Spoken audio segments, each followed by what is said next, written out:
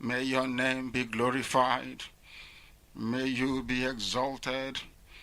May you, O Elohim, be praised. Now and forevermore we pray. Iyke. Iyke. Iyke.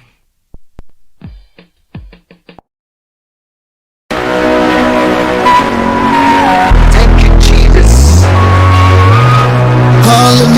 Hallelujah. There is no one else like His you. glory to be praised. Let's praise the Lord in Africa way. I bless your name. Hey, yeah, yeah, yeah. I belong to you. You are God. I belong to you. I belong to you. You are God. I belong to you. I want to hear you speak to me. I want to hear you speak to me. I want anything that I say to come from you. I want anything that I do not about you, Lord. Let's everything I hear from you. Let's everything belongs to you. You are the King of all kings, Lord of lords. I say I belong to you. You are God. I belong to you. I belong to you. You are God. I belong to you. My mind belongs to you. My love belongs to you. My soul belongs to you. My joy belongs to you. My peace belongs to you. My life belongs to you. I belong to you. I belong to you. Belongs to you. I belong to you. You are God. I belong to you. I belong to you. You are God. I belong to you. I'm talking to Jesus. Arambata ribiti. Aribiti rabata. Great provider. Ocean divider. The mighty God. Elohim. El Shaddai. We give you praise.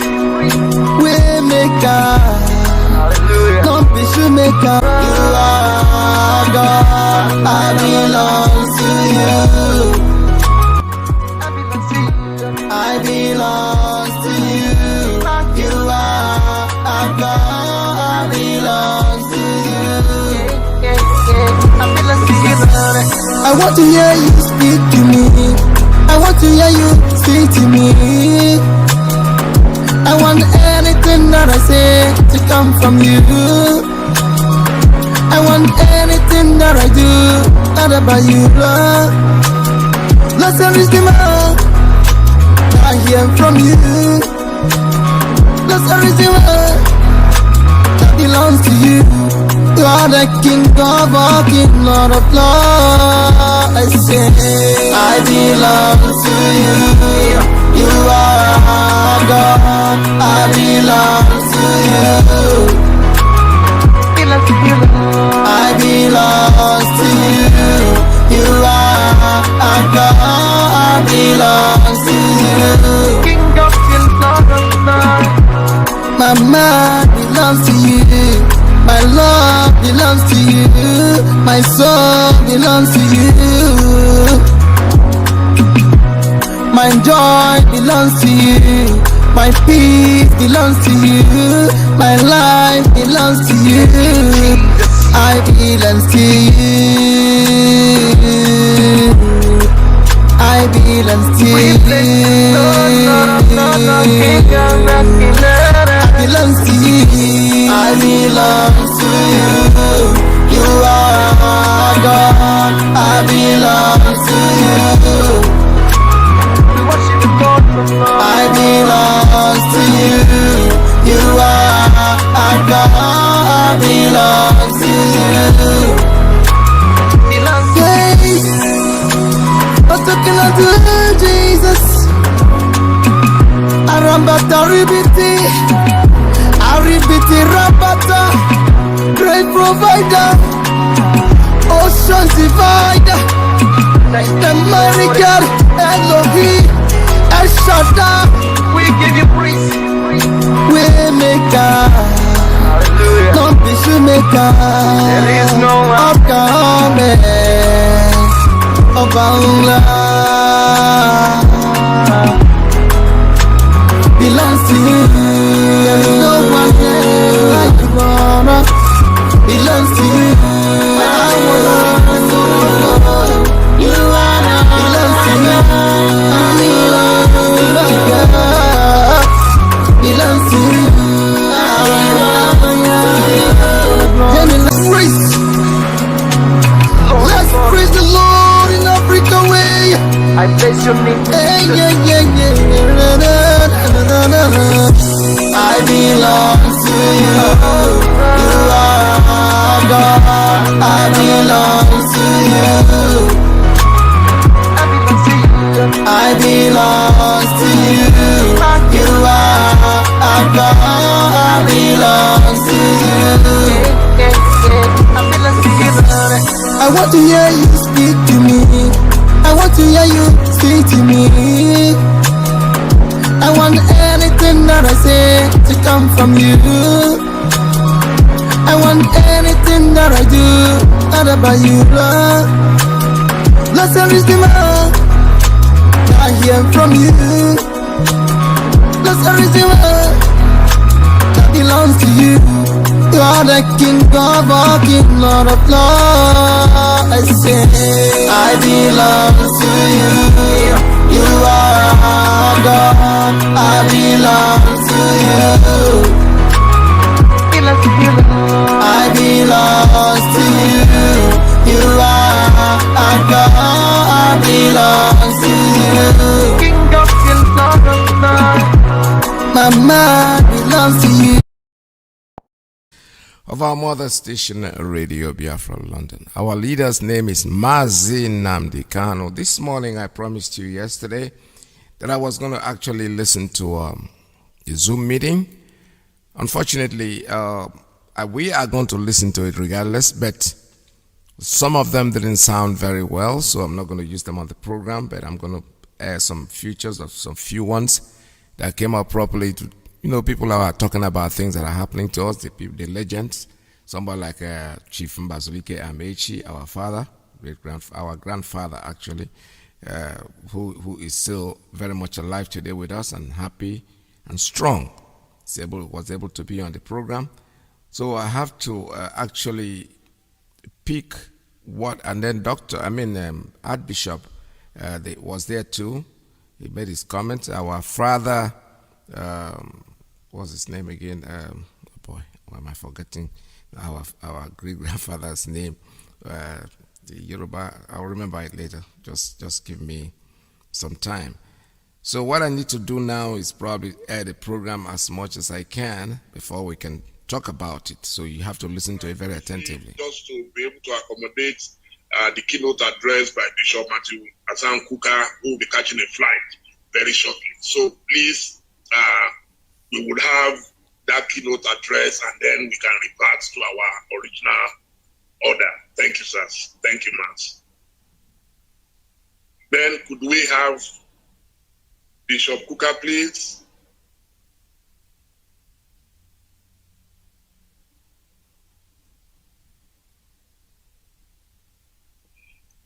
Good morning, Bishop. Good morning, Dele. How are you? I'm doing very well, sir. It's good to see you in peace. Good to see you, sir. Thank you. I've been trying to reach you, but please, I want you to know that I'm your senior in Oxford. Congratulations. Oh, thank you, sir. Thank you, sir. Thank you so much. I will definitely, I will reach Out to you, sir, after the conference. Thank you. I really want to thank you for indulging me. I thank Dr. Patutomi because I raised this issue with him. I have a 12:15 flight to catch, and I'm actually sitting in the office of the manager of the airline at the airport. So let me, first of all, thank all of you for putting this magnificent event together. For a country that has been averse to history, we actually need to gallop up and increase our speed just to be able to catch up with some of the essential aspects of history. So this is a very, very important event. And I thank you for graciously inviting me, but I also thank you for giving me an opportunity. So what I need to do is, I may sound a little bit philosophical in terms of just asking a few questions as opposed to making a speech about some of the assumptions that we may have when we talk about a concept like never again. Because even for us to say never again, there must be an agreement about what the issues are. And I speak as a Catholic. Now, as Catholics, if you go to confession and you confess your sins, the priest will listen to you, caution, give you, admonish you here and there, but then he will ask you to make an act of contrition. And the act of contrition goes something like this. He said, oh my God, you will say, I'm heartily sorry for the sins for having offended you.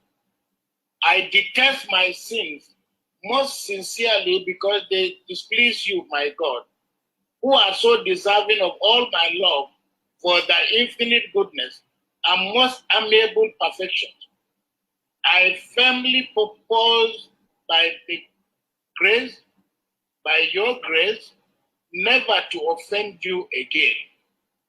I make the point because when we are talking about, when we say never, never, never again, there has to be some kind of agreement as to our understanding of the issues, and that we have been remiss in. So when we ask the question, for example, it comes down to what do we remember as Nigerians and how do we remember these issues? Our brother, Bishop, who said the opening prayer, made a very, very good point by testifying who he was, where he was, and how he remembers the Civil War. Now, I think it's important for us to understand that the way that President Obasanjo, for example, would have remembered the war is not the same with the way that a man of his age who was sitting somewhere in Kaduna, Kebbi, Katsina, Akwa Ibom, wherever, would have remembered the war. The way the soldiers remember the war cannot be the same with the way, those of us who are not soldiers remember the war. So the way the victims understood the war cannot be the same with the way that we all understand the war. So I think it's important that we all understand, for example, who remembers what, why do people want to remember. There are many who would say, as we always say in Nigeria, forgive and forget. And amnesia is very appealing to many of us because it helps us to forget the problem. But amnesia is more or less like getting drunk and going to sleep. You still wake up with a hangover. So the critical question, and I think why this is important, is for us to come to a point in which we can say never again, we must, as we say in the Catholic Church, acknowledge, understand the gravity of our sins, understand the consequences of our sins, and we are seeking forgiveness from God because we resolve that having realized the grievousness of what we have done, we will never do it again. But we always say we will never do it again by the grace of God. That is why we ask for blessing, because mere commitments are not enough. So we might say never again, only to find ourselves, unfortunately, sadly, falling back in the same pit again.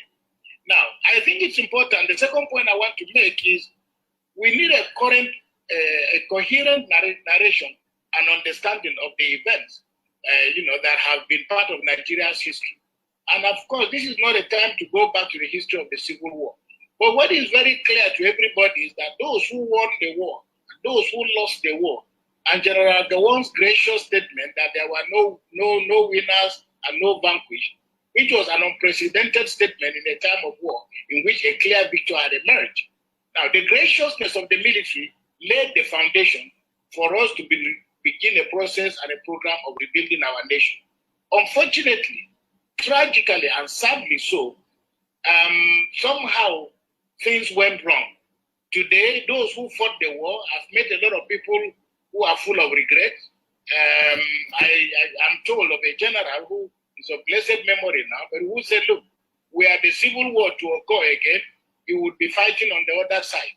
Now, there is a lot of resentment and a lot of anxiety and a lot of frustration and the feeling that, we have not learned any lessons. Years after the war, 51 years after the war, we are still hearing of the kind of agitations that ordinarily, with good governance, with honesty, with commitment, with devotion, with dedication, with focus, and with the right leadership, we should have put a lot of all these anxieties behind us. Unfortunately, these anxieties are still with us. To the credit of General Obasanjo and to my gratitude to the government of Nigeria under him, I had the honor and the privilege of serving as a member of the Oputa panel. For me, it was the best university I ever attended, the best school I would have ever hoped to attend, because I was able to hear stories, even though they were just snapshots, but one was able to hear stories from the length and breadth of Nigeria in a way, a manner that was largely unprecedented. Unfortunately, what happened, the kind of things that can only happen in Nigeria, because Oputa panel managed to generate quite a lot of data and a lot of information that academicians, policy makers with a lot of focus would have used some of that data to ensure that we erect a signboard saying never again. Because it gave us an opportunity, a mirror to look at ourselves. We had from those who fought in Biafra, we had from all sides of the country, we had from those who were the winners, we had from those who were the losers, we had from those who were actors, we had from those who were spectators, those who were victims, and so on. So I make the point that part of our problem in Nigeria is not articulating the issues, but we really don't have the mental toughness and the discipline to follow through with some of these diagnostic initiatives. So I make the point because, unfortunately for us, we've not been able to forgive ourselves as a people. The wounds of the civil war have not been able to heal. Coups and counter-coups that followed after the civil war, more or less, were miniature civil wars by themselves because they threw up the same contradictions, the same anxieties, the same sense of frustration, and the same feeling of divisiveness across the country. So when we look back, we have to do a cost analysis of what has happened. And we ask ourselves, had we not fought the civil war, where would we have been today? Had we not had all the failed and successful military coups, where would we be today? Had we not discovered oil, where would we be today? Had we not abandoned agriculture, where would we be today?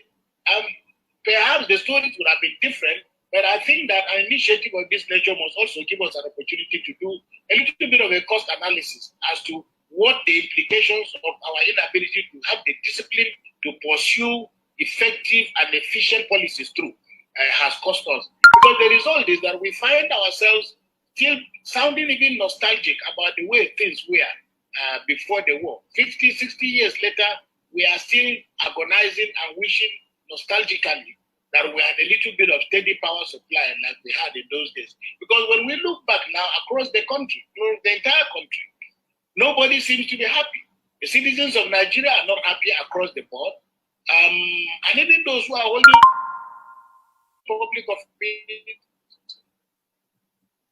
are not happy.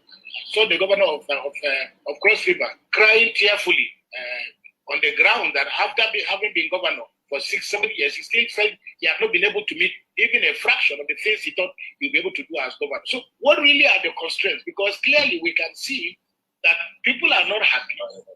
Even as some of the most basic indices in areas, it is difficult for us to find an area of our national life where we are doing well, except in the area of corruption. We are failing in almost every area. Our education, the lack of infrastructure, our inability to deliver on almost all the key promises that successive governments have made, our roads becoming debt traps, the collapse of our infrastructure, the industrialization of the entire country, our inability to even create new opportunities for industrialization, this massive cloud of insecurity that is now threatening to engulf the whole nation. So And I just like to make 3 points. The first is there is enough blame to go around from this administration, the administration before it. I mean, blame is part and parcel of politics, and politicians need to get used to that. But we have to then come to a point in which we can say, even though there is enough blame to go around, can we begin to identify some of the issues that are fundamental to erecting a signboard that says never again? For me, the first is the need for us to construct what I call the Nigerian story. And we need, especially now that there are so many extraordinarily talented Nigerians who are making films and doing all kinds of things, there is need for us to have almost a deliberate documentary, a movie in whatever shape or form that focuses on telling the Nigerian story in the most unvarnished form. And I commend quite a good number.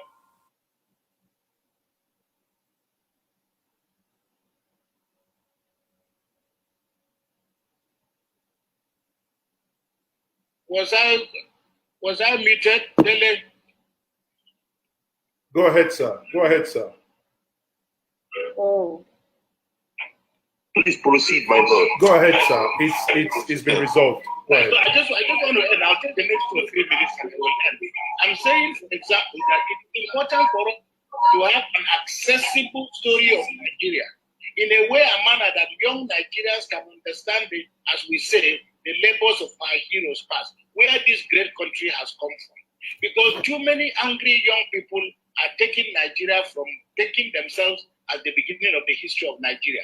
It is important that the federal government or that people in different, with different initiatives set out to tell an unvarnished story of Nigeria. And as I said, I commend quite a good number of people who have done some really extraordinary work in trying to deal with this issue. But I think that is an important project. In part, it will reduce the level of blame. It will also help us to understand that all of us have a role to play in building this country. The second point I want to make is the whole question of, religion, the role of religion, in our society. It is a pity, that due to toxic politics, religion has become an instrument of war and violence. We need to roll back and because a lot of this is happening largely because people are using religion in an environment that has predisposed them, to this kind of application of religion. Today is religion, tomorrow is ethnicity. But none of these identities necessarily ought to be instruments for war. In a better organized society, where a government is even-handed in the way it treats its citizens, religion can be and must be for us a tool for uniting a lot of our people. Because if there are extraordinarily good people across the board, and the freedom of religion is something that must be cherished. The third point I want to make is the need for us to realize that as citizens of Nigeria, all of us belong to one country, and we are citizens under one law, under one God. What this means for us, for example, is that if we begin to push back a little bit the intrusive role of religion in public life, then every citizen, whether they belong to whatever religion or no religion at all, will achieve a level of equality before the law, no matter their status, no matter their the position that they hold. Because if you are a traditional ruler, if you are a bishop, if you are a president, if you are a governor, you are that because you are a citizen of Nigeria. So there is need for us to create a level playing field in which generally citizens feel very convinced that they have access to equal opportunities. That when they commit a crime, they will go before due process, and that the law is over and above any other form of identity. And finally, it is for us as a country to start to deal with the issues of what I call the problems of consequentialism. That is, what are the consequences for good actions? What are the consequences for bad actions? These, for me, are issues that are very important because we have relativized, we have created a culture in which most things that are criminal are relative. Most things that constitute breaking the law are relative. Corruption, everything has been relativized. We do not have a standard of moral behavior. And that also fits very clearly with what I was saying about the rule of law. Now, if we have an aggregate of all this in place, then I believe that we can begin a process of building a country that inspires enough confidence. A country that we have citizens who appreciate their history, who cherish their culture, who cherish the sacrifices that those who have come before them have made, who cherish those who have governed them with all their weaknesses. Because as I've often said to people, I have been around long enough and I've interacted with many heads of state in Nigeria. I've never met a single governor, minister, president who has set out to destroy this country. People have made mistakes, but we must learn to develop a culture in which we respect one another, the sacrifices that we've made, correct the mistakes of yesterday in order for us to move forward. In that way, all of us can gladly write and mount this signboard that says, never again will we go through the kind of things that have caused bloodshed and division in our country.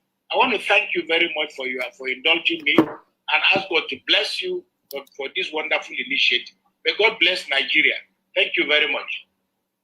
Thank you, Bishop Kuka. We love you always. You say it as you feel it. Thank you, sir, and please travel safe. I would like to quickly... yes, Bishop? Yes. Oh, so please travel safe, sir.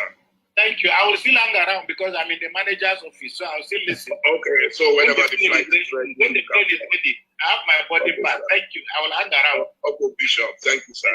Yes, before we bring in the planning committee's chairman, Professor Pat Tumi, I would like to mention that this event is being co-anchored by my friend and brother, Mazi Iyke of Iyke Media. Iyke Media and Innovation International have put the event together, and of course, the chairman of the planning committee is no other than Professor Pat Tumi. So he will give us his speech now. Good morning, Mazi. Thank you. Good morning, sorry. We can't hear you. Sorry, good morning, my brother Dele. Thank you very much for that introduction. And quickly, I will hand over to the Prof. Prof, over to you. Thank you very much, Dele. I hope everyone is keeping safe. I have my face mask. I am an apostle. Everybody, please, wherever you go, ensure you. To a united country, we must say it and act it. You can't say you want a united country and you is against another power. And as I think Kuka said that some of the things we are talking about now, we are agitating for. But we be a thing of the past to take it for granted. If we really want to stay together, talking about where the presidency go at this time, don't know. If you want to be equitable, you want to have peace, and if you really want them to be here, why should somebody be a part of Nigeria and say he has no right to be the president of the country? Why should a section of the country claim that they will be choosing who will be the president and the condition, and you must pay obeisance to them? It's irritating. That type of thing cannot continue and say we want to have peace. If you know what is right, we don't decide do what is right, there'll be peace. There's enough for everybody to share if you don't want to shit. Well, let me stop them for now until let them do their business. I thank everybody that has been here, and I thank the organizers of the program. Party so more grace of the Thank you, Baba. Baba kept to time, so we hope that we will all keep to time. Thank you, sir. Thank you. Mazi Iyke, my co-host. Thank you. Thank you very much. Thank you very much, Dele. On that note, I would once more say thank you very much, Pa Ayo Adebanjo. Every time that we call upon you and you come, and every time you drop it as it is, you know, one of the few elders still alive that today you are a joy to our generation to listen to.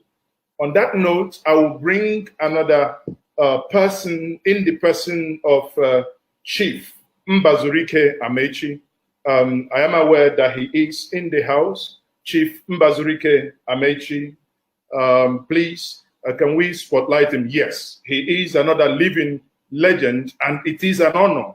Nayuku, I welcome you. Asingi, no. Udo derege Nayuku.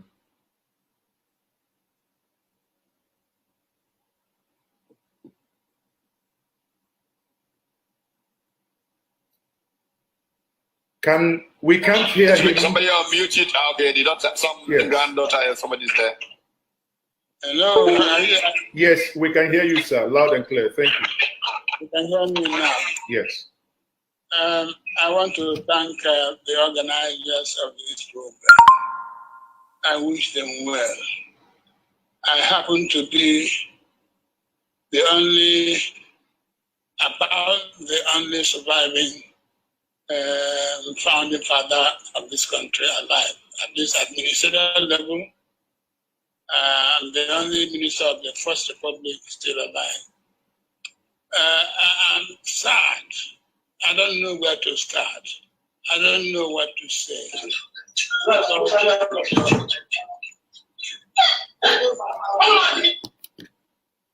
Beg your pardon. What I've seen today is no longer the country we founded. We got a constitution from the British government that named us Federation of Nigeria.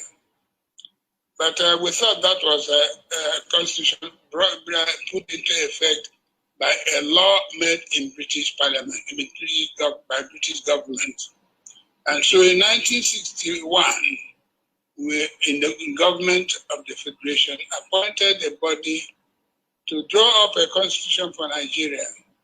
And in 1962, this constitution came into effect after plebiscite and passing through the Parliament.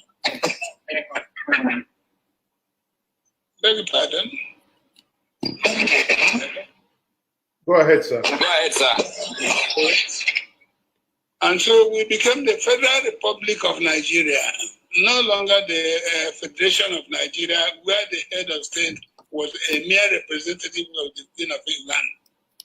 Now, since then, Nigeria has never had a constitution that is of their own making. In 1979, the military government appointed the Rotimi Williams Committee. It wrote a constitution, a draft constitution, brought it out, put it to parliament, and then the military took there was no parliament. The military took the constitution, removed what they did not like, and pronounced it as the constitution of the people of Nigeria. The Supreme Military Council, made up of about 11 top soldiers who assumed power by treasonable action, cannot say that it is a constitution of the people of Nigeria. Again, in 1999, Abubakar set up a Constituent Assembly. The Constituent Assembly wrote up the draft constitution, brought it out to the country. The military took it again, removed what they did not like, and promoted it as a military decree, a decree of the Supreme Military Council, and called it a constitution of the people of Nigeria.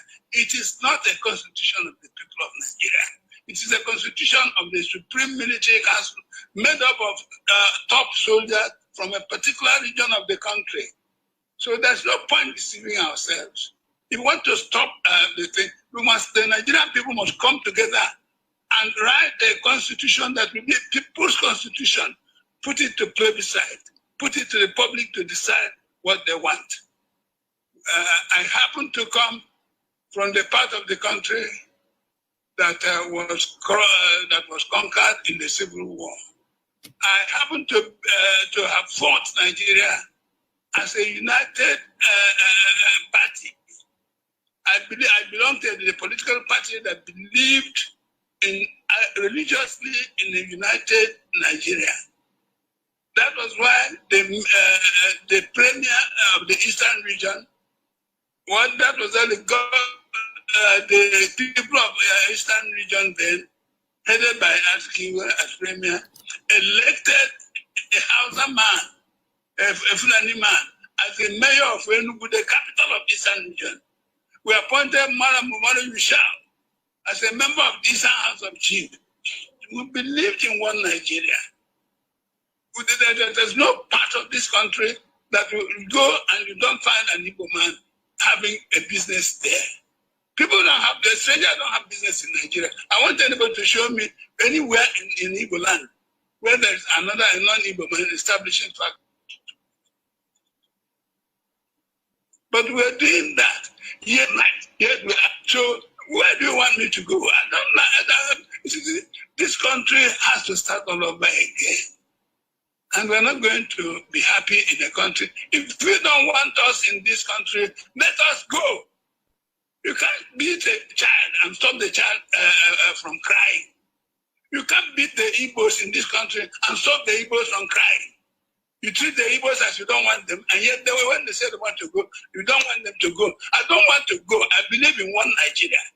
There's advantage in greatness. I'm part of one Nigeria. I sacrificed for one Nigeria. At the age of 23, I went to prison for this country. And so I believe that Nigeria must be one. But Nigeria has to be ruled as a federation. And the people of Nigeria must come together and give themselves a constitution by the people of Nigeria. I'm not a constitution made up of 11 soldiers. Thank you very much.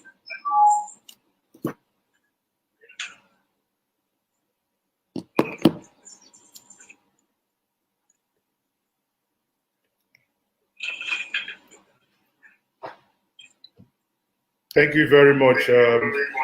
Thank you very much, Nayugu, and thank you for that stating it the way it is.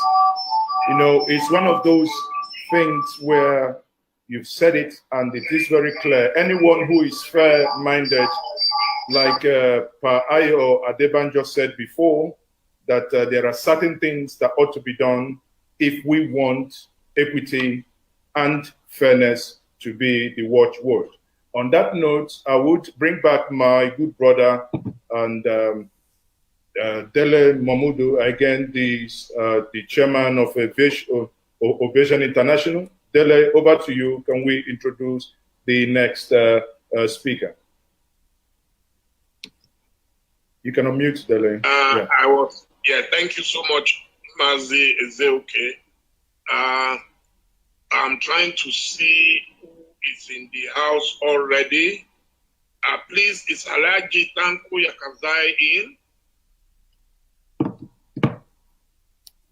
Yes, he's in. He's in. Oh, fantastic. So then, please highlight our Papa Alhaji Tanko Yakazai. Yes. Good morning, sir. Good morning, Dele. How are you? Very, very well. Thank you, sir. Good to have you. Thank you, sir. Thank you. Yes. Then, can you please select Alhaji Tanko Yakazai? Hello? Okay, good. We can see you now. Okay. Do you want me to start?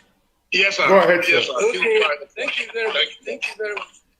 Well, I wish to start by thanking the organizers of this event for inviting me and inviting some of my friends who were together at the time of the struggle for independence to date. I'll go on to my address. Mr. Chairman, distinguished participants, ladies and gentlemen, this event is taking place to enable our people mark the 51 years of the end of the unfortunate episode in our history. Left to us, we will rather totally forget about our civil war, but as human beings, it is beyond our ability to get an event that was a defining moment in our political history. We shall continue to refer to those moments to learn lessons and reassess our current political activities and the question of national unity. To mark the end of our civil war, we cannot help but to remember the history of the Civil War itself and the colossal loss of multitudes of lives and property in our country. Our civil war started in 1967. Its origin is traceable to the 15th of January 1966 attempted military coup. Friday, January 15, was the day our nation woke up with the sad story of attempted military takeover by a few young Nigerian members of our military establishment. The known figures in that colors move by a few young people in military uniform were Major Chukuma Kaduna Nzeku, Major Don Okafu, Major Emmanuel Vishina, Chris Alforo, Major Tim Onwe, Major Humphrey Chukuka, Major Adewale Ademuyeko, Captain Emmanuel Nwobosi, Captain Ben Uli, and Captain Ochi, all of the Nigerian Army. Out of 10, 10 out of 10 actors in that event were of Igbo in extraction, and one from the Yoruba ethnic group,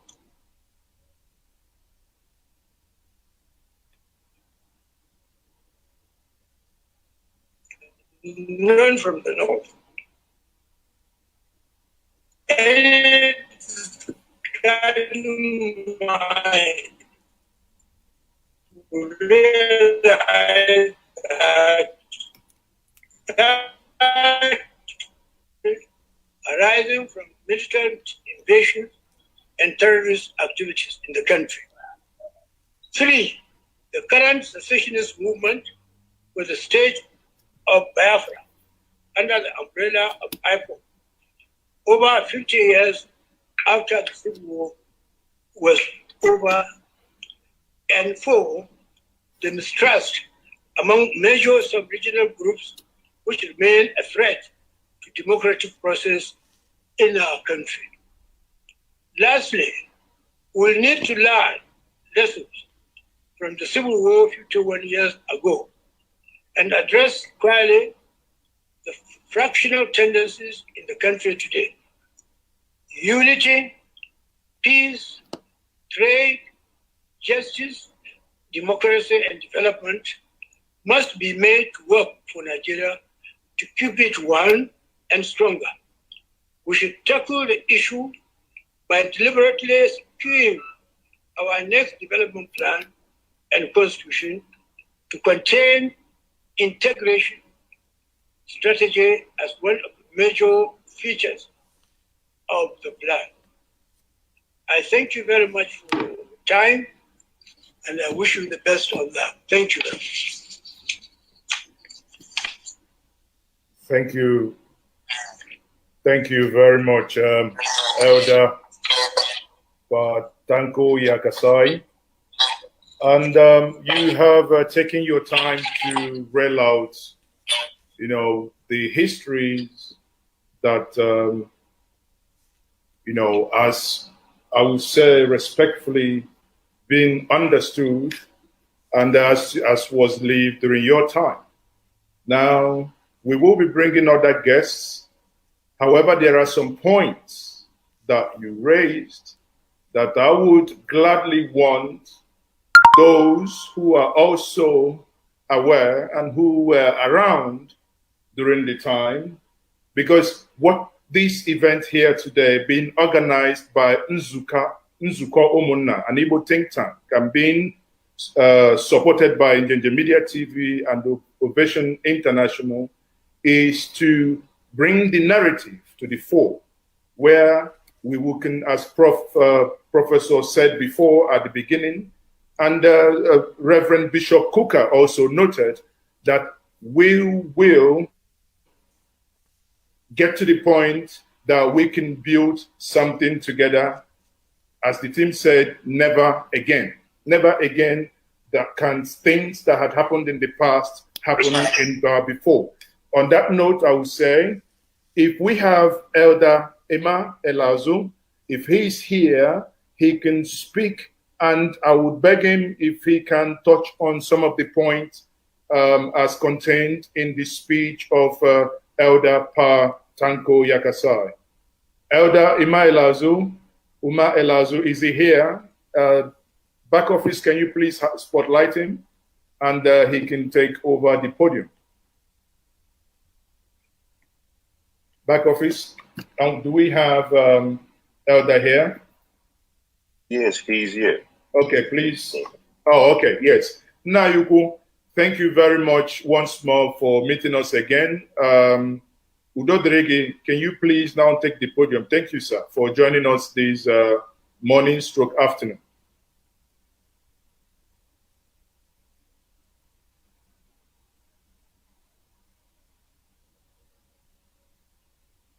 Sadly, I'm not able to hear him. If back office, can we check if is he now unmuted? If that is the case, please.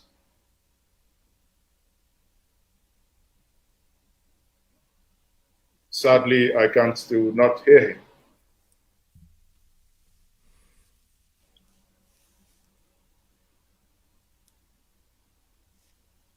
Perhaps okay. Baba needs to unmute.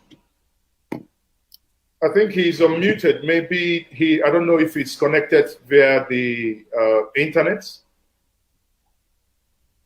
Now you could try once more. If not, you might need to log out and come back. Try once more.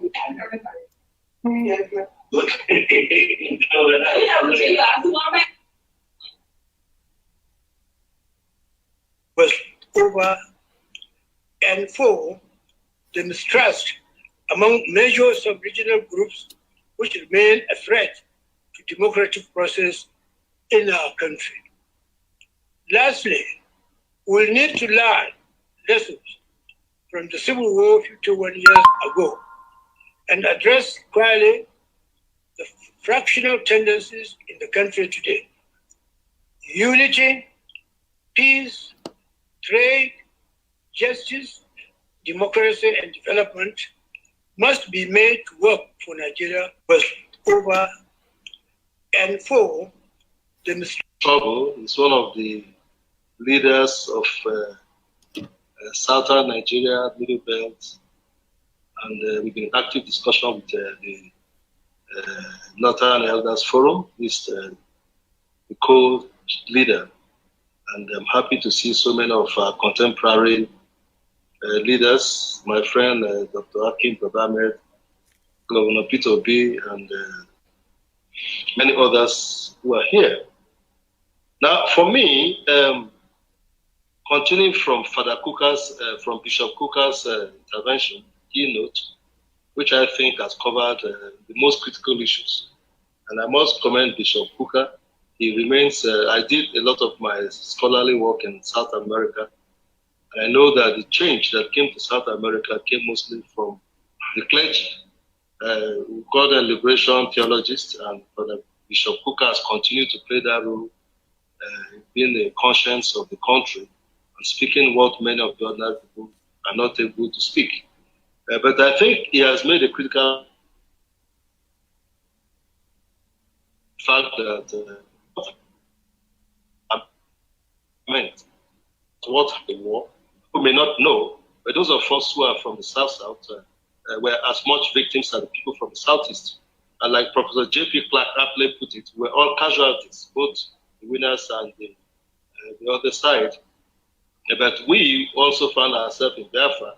And in the opening remarks, the opening prayer, the bishop stated how, as a young man, he was being carried up and down. Your case was better because I was being carried up and down in water. I remember twice overnight I slept in water all night because of the fact that troops were coming, clashing with each other. So we're all casualties. Now, going forward on this particular discussion, I think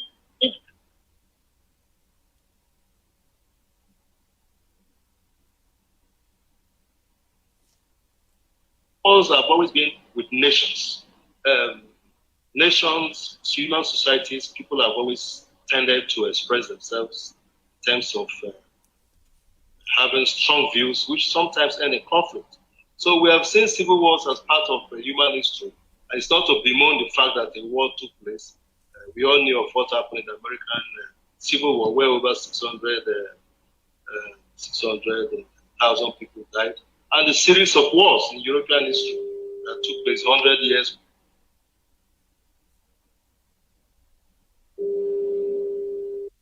Depends. And what can avoid not going back to what had happened before is for us to build a society where people are able to sleep at the end of the day, haven't eaten, and at the end of the day, feeling that this society takes care of me, this society protects me. Thank you for having me. Well, it is an honor to be here and make my little contribution.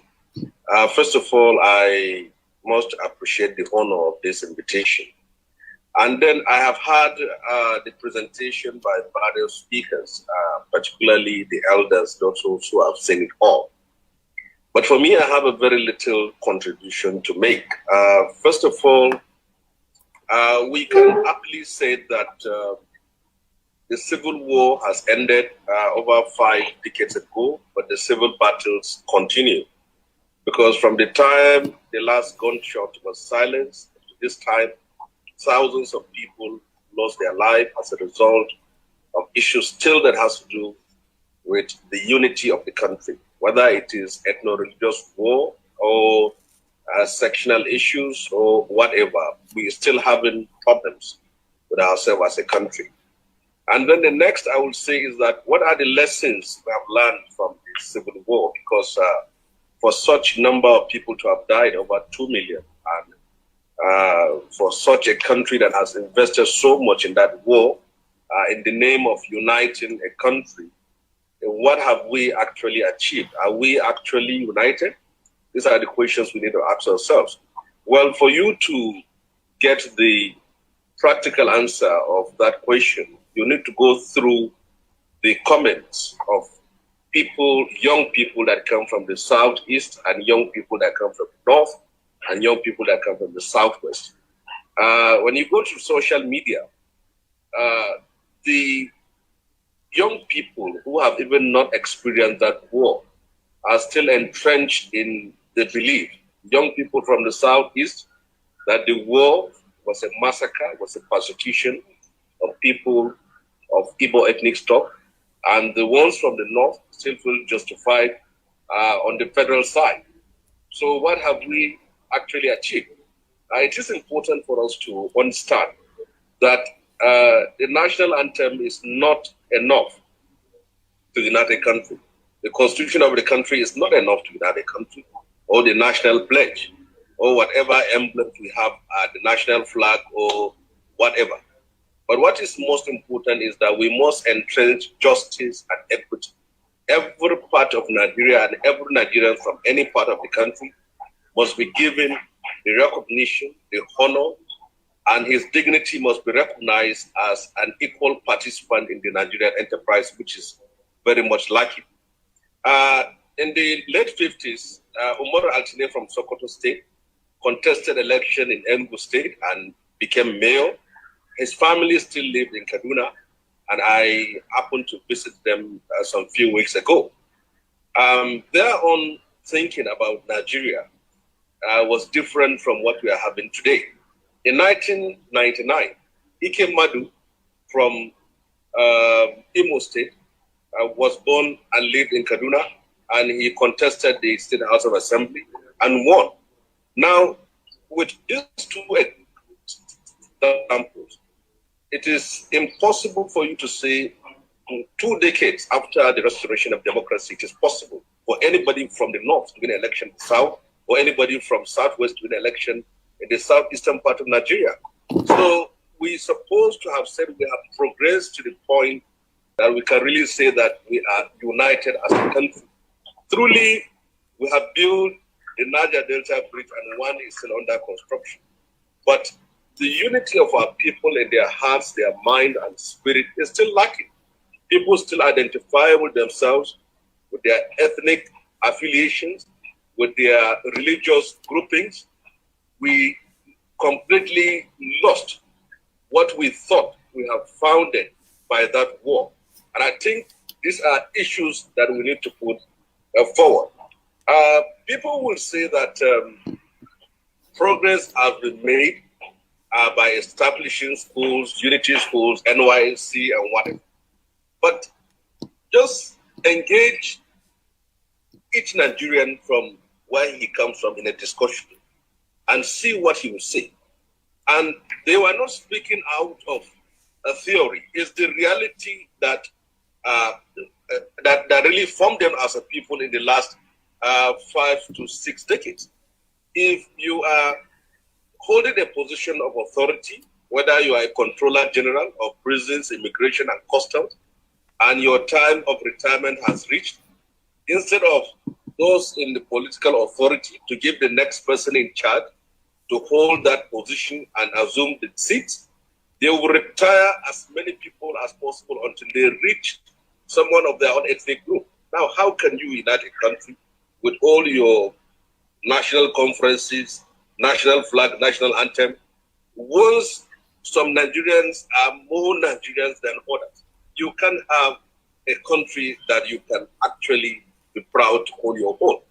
The agitations will continue until we have a political class that really understands that the only way to unite this country is to enforce justice and equity. And you cannot do that until you make sure every Nigerian is fully convinced, or majority of Nigerians fully convinced, that his birthplace, where he comes from, will not be a hindrance or impediment for him to achieving anything in life. So I believe that a conference like this should continue and should bring in more people whose contribution will assist us in where we dream to be. Thank you very much for the opportunity. Thank you very much, Honorable, that is Senator Shehu. Thank you very much once more.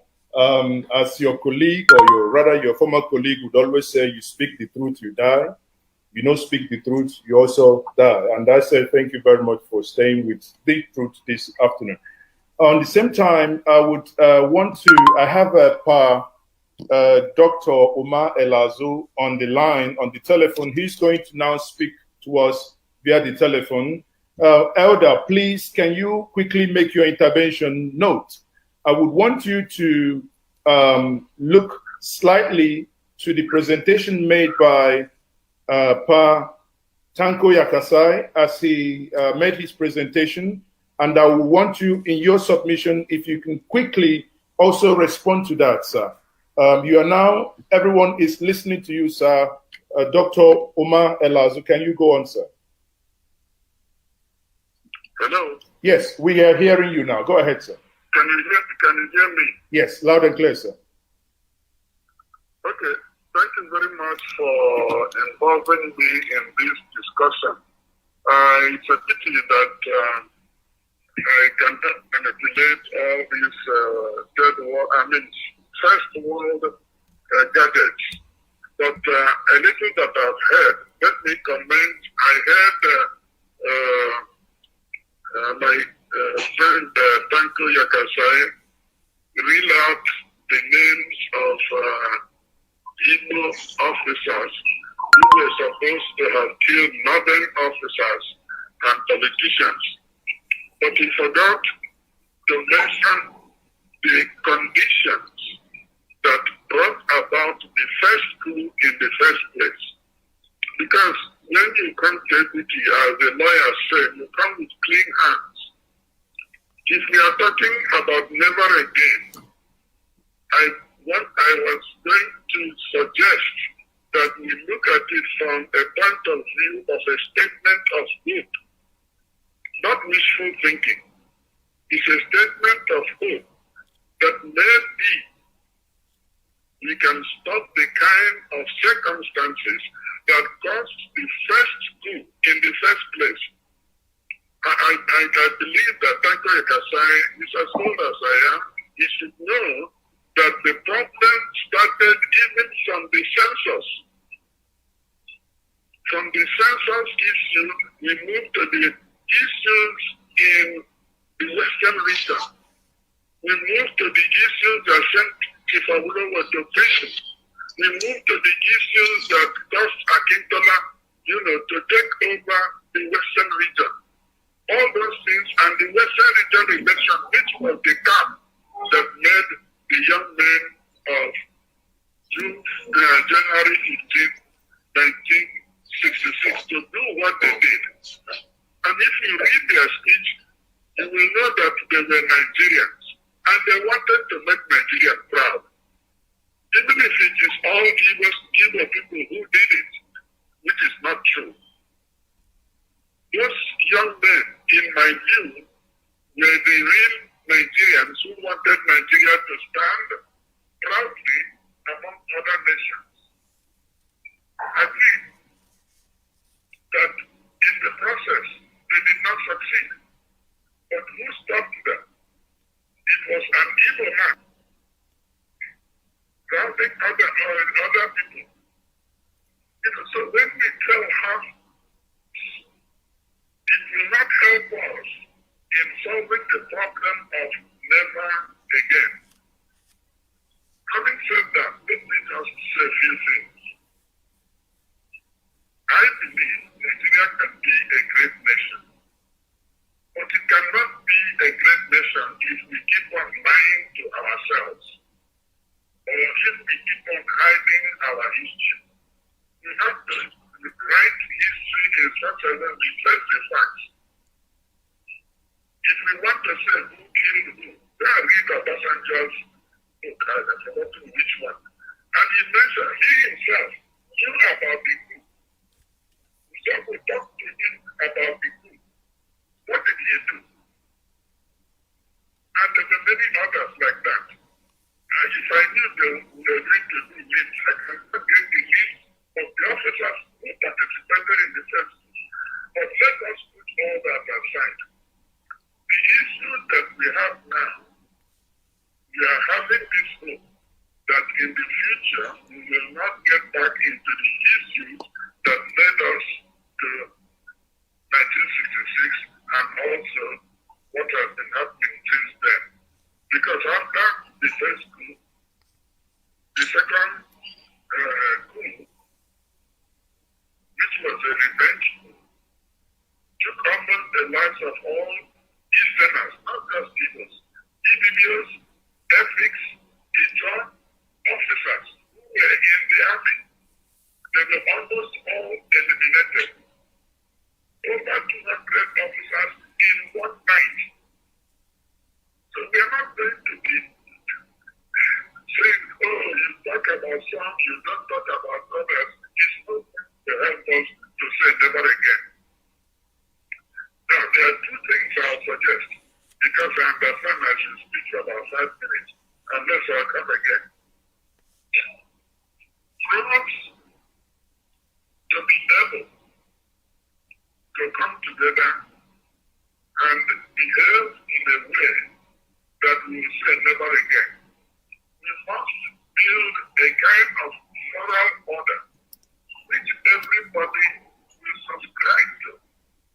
What do I mean? When the Americans got together and wanted to establish United States, they set up the very first sentence of their constitution. We believe this to be fact, that all men are created equal.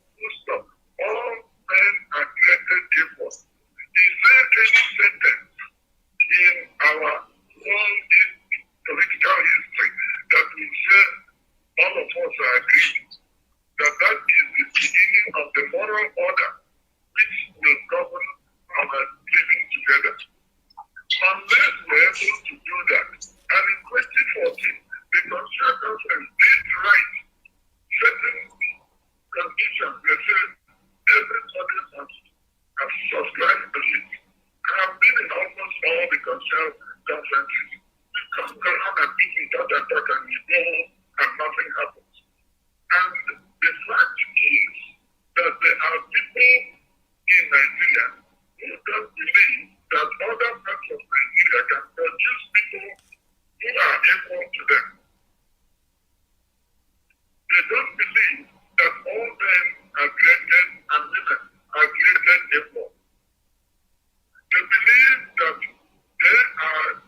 were given by the British, by Allah, the whole of Nigeria to rule.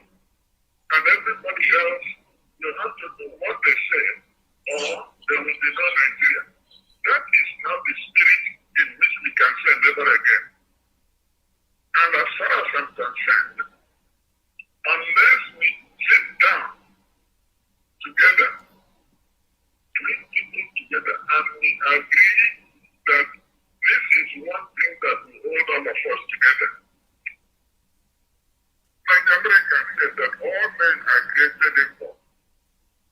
I would say if we continue to be in this Nigeria in the way that the dominance of some ethnic groups is taken for granted, and people from other ethnic groups start pandering to that ideology, we are not going to get out of trouble.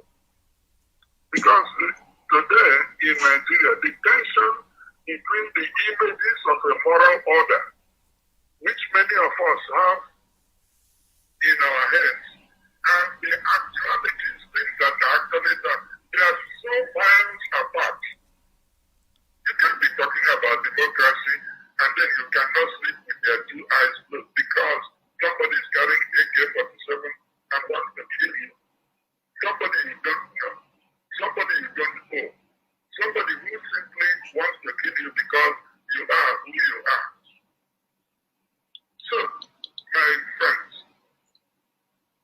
if we want to build Nigeria in which everybody will live at peace with one another, we have to start by creating an image of moral order, which we will teach to the next generation to begin to know in their hearts that they are Nigerians, and that anybody who is a Nigerian has certain rights and privileges which accrue to that name.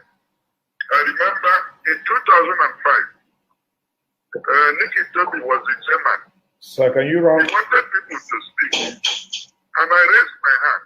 And I asked one simple question, and he fled off. The question was, what is the definition of a Nigerian citizen? And what are the rights that inhere in being a Nigerian citizen? And that question has to be answered. Let me stop there. Thank you. Thank you for inviting me. If I could listen to others, I can say more. Thank you very much. Thank you very much. Thank you very much, sir. The back office will get back to you. We'll try to see if we can get you back in the main meeting. On this note, we'll say thank you very much and have a wonderful day. We'll bring you back again to the main meeting. Now, I will be handing over to my good brother, Dele Mahmoud, please, to bring in the next guest. Dele, over to you.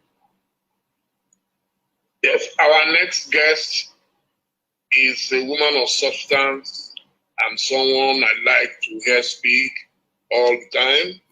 And we're speaking of no other than our lady of music, Onyeka Onwenu. You are welcome, ma'am.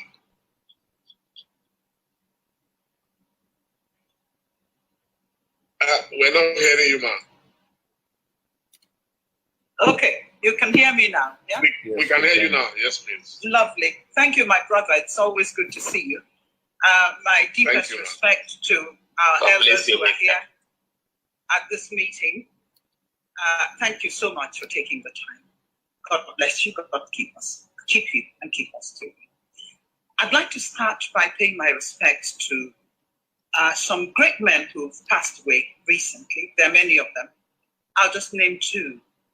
And that is Rear Admiral Ndubisi Kanu, and of course Onyapo Obi, who is the son of Zetsi Obi, the president of Igbo State Union, under whom my father, Dixon Kanu Iyke, served as the principal secretary.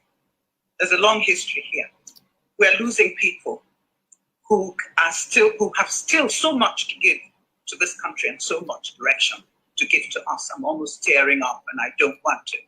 But I pray over all of us, and I pray over this country, that God will still have his way with us. This is a great country that we are all a part of, and there's a reason why we've all been brought together. Excuse me.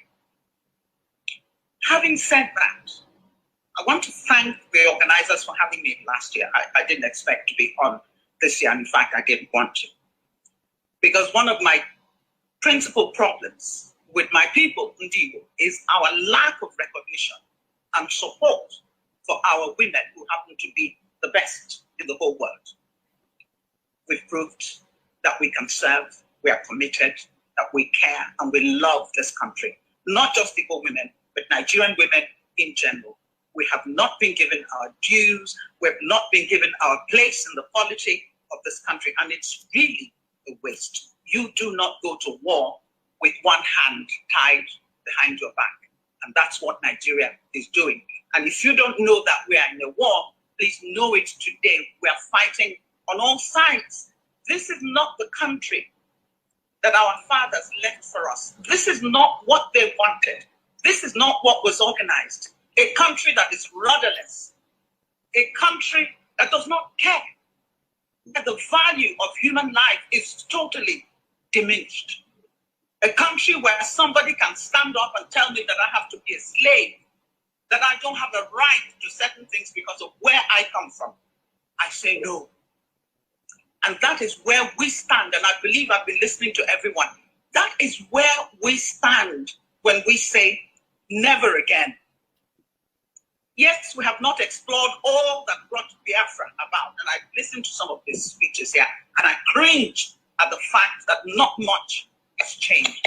We have learned nothing from our past experiences, and that is very sad. But what I can say to Nigeria, to Ndibu, the rest of Nigeria, the world is not waiting for you. I'd like to thank all of those people who have criticized and abused Ndibu. When somebody fights with his wife in their bedroom, it's the fault of Ndibu.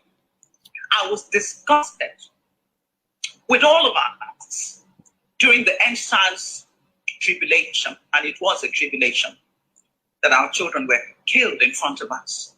What did we end up with? A strenuous effort made by people who should know to shift the blame for everything on Ndibu. Hey, come on.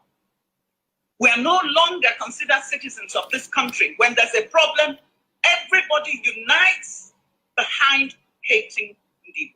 Be that as it may. I still have no apologies. God created me an Igbo woman. I am doubly blessed and doubly challenged. But that is why he put me here. And may he use every single one of us to achieve what it means, what he set this country up for. Let me round up so other people can have a chance to speak. Where do we go from here? Let me thank those that abuse other people. You encourage them. You make us stronger. You make us more determined. Because if you keep saying, go home, we are going home. We're happy to go home. The king will go home. You didn't learn any lessons after the war, did you? Now you're back at it. And people, whenever there's trouble anywhere, everybody unites and asking you to go home. Please, let us go home. Thank you for asking us to go home. You are making us go home because you don't know what is happening in the Igbo region now. Is that we're getting together to realize that nobody loves you. I'm not speaking about individuals here, please. I'm speaking generally. You're not wanted. So even if they don't have, you're not wanted and they don't want to let you go, you can still go in many ways. Start taking care of your own problems. Start dealing with issues of food production, agriculture, development in every way possible. You are a people who are blessed just like everybody else. Never apologize for who God has made you to be. Stand on it. Take it in the chin and know that you can make progress and show the world that this group of people can never be kept down. That the true Nigeria can never be kept down. Those who carry on as if they own the world and they own heaven, one day you will stand before the Almighty King of Kings and you will have to answer. Thank you all very much for having me. Thank you.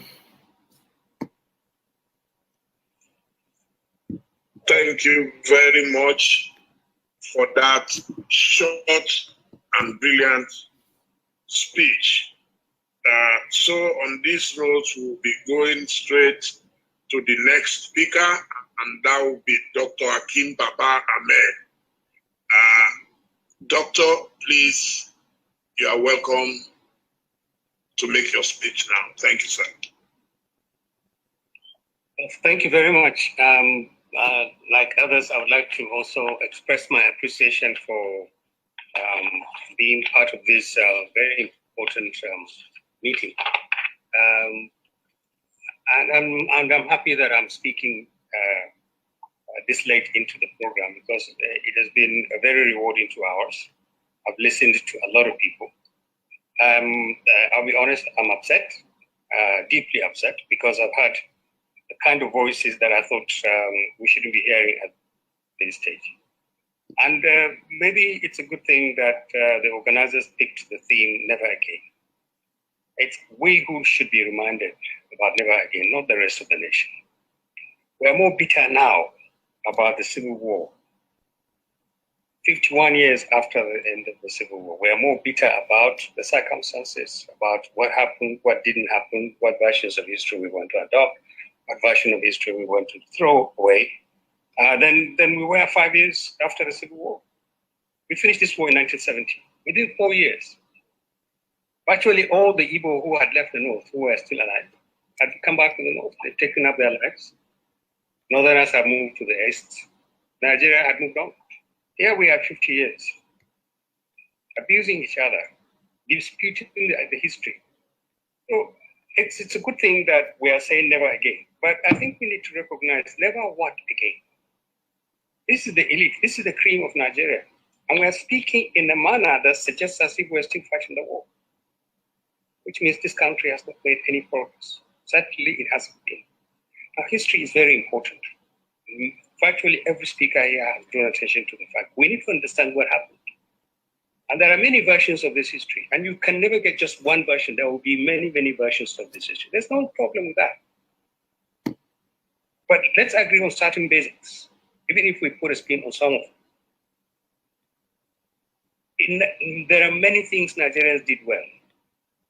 Every Nigerian got together and agreed that the British had to leave in 1960.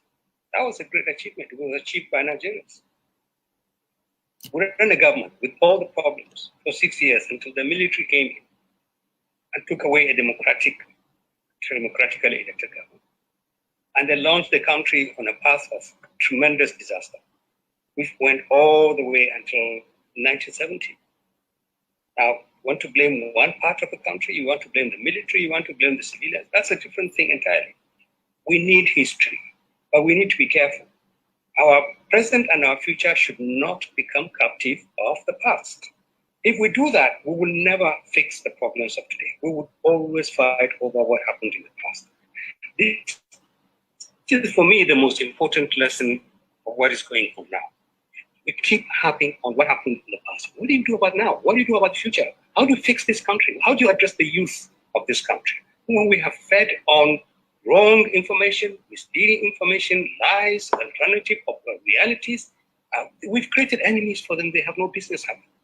So what do you do? How do you reinvent this country's history? How do you reinvent the future for this country?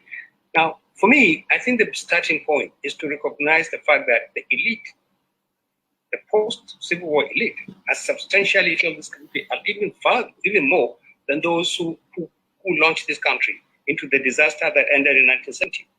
So what do we need to do? I think we need to recognize the fact that as we speak, the year 2001, this nation has never been worse than it is, not even during the Civil War. Not even during the Civil War. I'm sorry for those who felt Civil War was the worst disaster. It isn't. Today is the worst disaster we're living. You have a very poor governance, leadership that really doesn't care about Nigeria. You have massive insecurity. You have no fresh ideas. You have leadership that is more interested in having power than governing. You have complete vacuums. Leadership has retreated. Other leaders have retreated. All we do is insult each other, abuse each other. No one is building bridges towards each other. This is the state of this country. And the way we are going, it's just going to get worse unless something dramatic happens. So we need to recognize the fact that when we say never again, that it can happen again. Let's not kid ourselves. It can happen again. In fact, worse can happen. When people say, Ipob says, we don't want to be Nigerians, some Biafrans, we don't want to be Nigerian, they forget other parts of the country also, there are many people who particularly are not keen about staying in Nigeria. It's not a big issue. There has to be a consensus that this country is worth saving, and it is. And we must work together. So the Nigerian state is very fragile, not just because the consensus around its continuation is weak, but because the elite who should work together are not working together. So we need to recognize the fragility of the Nigerian state. We need to adopt a sense of urgency and history. This is very, very important. We need to change the quality of leadership we produce all over. All over. We are on our knees now because we made wrong choices in the types of leadership that we elected. Politicians at all levels have no business being near power. So if we want never again to have to be actually never again, we need to revisit the process by which leaders emerge. We need to elect leaders. Nigerians are fantastic people. We have the best. God has given us everything. We have no business living under the kind of leadership we're living now. So we need to take up two major gaps that exist. One, between the elites. You can imagine, a lot of people have been restrained in the way they talk now. We know, because I represent one of the groups of the elites, we know when we sit down or when we talk, we literally tear at each other. Now, who else is going to fix this country? Is it the same government that can't fix security, can't fix the economy, can't fix the youth? They cannot fix this country. So you need to close the gap between the elite, and you also need to close the gap between the elite and citizens. What do we need to do? We need to build bridges. Thank God. I mean, I wish President Obasanjo was here. I would have said to him, thank you, sir. Because there's an initiative he started which is working now. He's bringing all these various groups together, and we're saying, put this nation on the table, and let's see what we can do with it. And we're doing it without questioning each other's qualifications to be there, without all the bitterness that I heard now in the voices of some people. So we need to build bridges towards each other, and we need to build the bridges that will reinforce the roots of this country. We need to adopt a positive attitude. This country can be fixed. This negative, cynical attitude that the nation has failed, I'm out, they don't like me here, they don't like. Look, there's no country where everybody feels equally at home. There's none. But we need to adopt a positive attitude. We can fix Nigeria. We must fix Nigeria. Because tempting as it is, those who think that if they leave this country, they will have peace, they're making a mistake. Nobody can leave Nigeria and live in peace. And I'm telling you the honest truth, nobody. We spent 2 months, we spent 2 days in the East, the Northern Elders Forum, talking to Nigerian communities who have become victims of the NSAS was violence. And then we met thousands and thousands and thousands of Northerners from all parts of the North. These were people who were born in the East, who would not leave the East for anything. We have thousands of their type in the North. So the roots of this country are very deep, but we are not recognizing that we need to adopt an attitude that says create a Nigeria for them. Create a Nigeria for these Nigerians who are all over the country, who believe that it is worth taking a risk to live in another part of the country and to contribute to that community where you are and to feel at home. And this is very, very important. No Nigerian must be made to feel second class. None. We must build a country of laws, not a country of ethnic groups, not a country of rulers and other people. We need to build a country. So we need to adopt a positive attitude. And it is very important, particularly among the elite. We can and we must fix this country. Then we need to integrate young people. It's amazing. I sat here for the last 2 hours. I've been reading religiously all the comments that have been coming in from people outside this meeting. It's unbelievable. Close to 90% of them are people who are insulting us. We don't want to hear. We want out. We want out. We want out. Look at these people. The youth is entirely alienated. And I don't mean the youth from the East or the West. Our young are alienated. They don't feel part of this country. And we are not doing anything to integrate them. We're not doing anything to give them something value in Nigeria. This is a terrible problem that we all have. What is for them in this country? Look at what happened during the NSAS protests. Those are young people, and they were fighting everybody, not just government. They were fighting messed up with the wrong generation. This is very, very important. So finally, we need to recognize the fact that Nigerian history is not all disaster. Nigerians have done tremendous things, including fighting a war and finishing it and putting it behind us. We have the war is behind us. Let's not live in the war. We're not fighting that war again. We need to recognize how our leaders collaborated, how they quarreled, but how they moved on. We need to create new values. This is a nation that can be great. It must be. No one should assume that there is a future outside Nigeria. Thank you very much.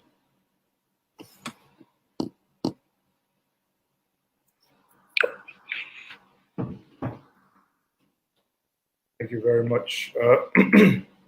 Thank you very much for that presentation.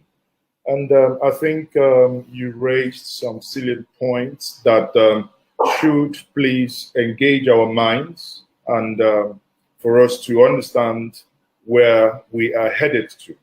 And not to waste much of our time, once more, I would use the opportunity to call on Professor Ladi Hamalai. Is the professor there? Professor Hadi Hamalai is the professor there. Back office, can we spotlight the professor? If the professor is there. Okay. She's there. Okay, yes, she's here. Professor, can you kindly unmute yourself? Okay, you've just done that. Go ahead and make your intervention, Prof. Not more than 5 minutes. Thank you. Okay, thank you so much. It's my pleasure really being here to have met since so many of those I've not seen for quite some time. May I just say something that is outside my own 5 minutes? I have an experience that I think I want to share with all of you. Nigerians, whether you are from the Southeast or Southwest or North, wherever, we like each other as individuals. We support each other. And I could remember when I was doing my research, I was doing my PhD then from the UK. I came from the UK. I stayed for almost 1 month in Lagos doing research, and I was assisted in so many ways by people from there. I went to Ipob. I've seen people from the Southeast sending even data to me abroad using their own money. So that changed my perspectives about Nigeria. I think we Nigerians, we appreciate each other and we can work together.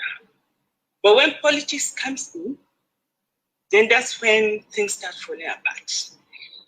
I think we should go inside at the basic social personal levels and see how we can replicate what is happening at the personal level to the political level. And I'm sure it will not be difficult to fix Nigeria from my experience. And the greatest hope I've gotten in my life are from people from the Southwest, South, not from the North. Now, my topic of my paper, 5 minutes presentation, failures of contestation pluralism in Nigeria.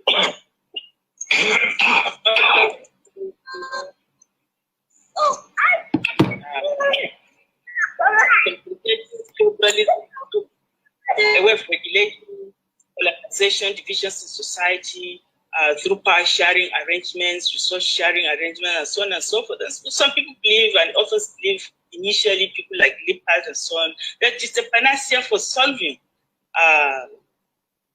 divisions and conflicts within multi-ethnic plural societies that are badly divided. But we've seen also the failings of this kind of system. Consociationalism is not working in Nigeria well. Power sharing arrangement, whatever is resource sharing arrangement, is not working well. Even in Belgium, we are not sure if it's working that well. the intentions may not have been what is being realized, because every year you see more constitutional amendments in Belgium that is driving the nation towards confederalism and not the federation that they want to keep together. It's just like the states creation in Nigeria, the strive for state creation, create 30 states, you still want 50, you still want 100 more states, you still want this. This is what is going in Belgium. So, my real take on this is that I think we have a lot of things in Nigeria that are binding us and that can continue to bind us together. And we should look at some of these issues and see how we can maximize the presence of these factors so as to heal our nation. Now, the major issue that I've seen that I think it's important is the Constitution itself. The Constitution created a vacuum on this indigenous issue.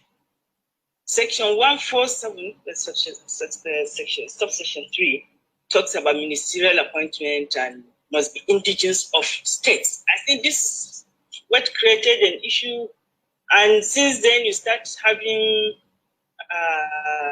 indigenous letters from local governments where to do anything in Nigeria. I think it's unfair if somebody's parents, grandparents, born somewhere and he will live up to the age of 30 and somebody will tell that person is not an indigent. We are not being fair to ourselves. I believe that we should amend that section and insert a definition of indigent, whoever is born in that particular locality, in that local government, and has lived there for 16 years, that's voting age, or 18, should be given indigenship certificate. So you can have 1 million Ipob people living in the north who are indigenous of those states. This way we can start breaking these barriers. This is my area, this is not my area. The we against them mentality will continue to disappear.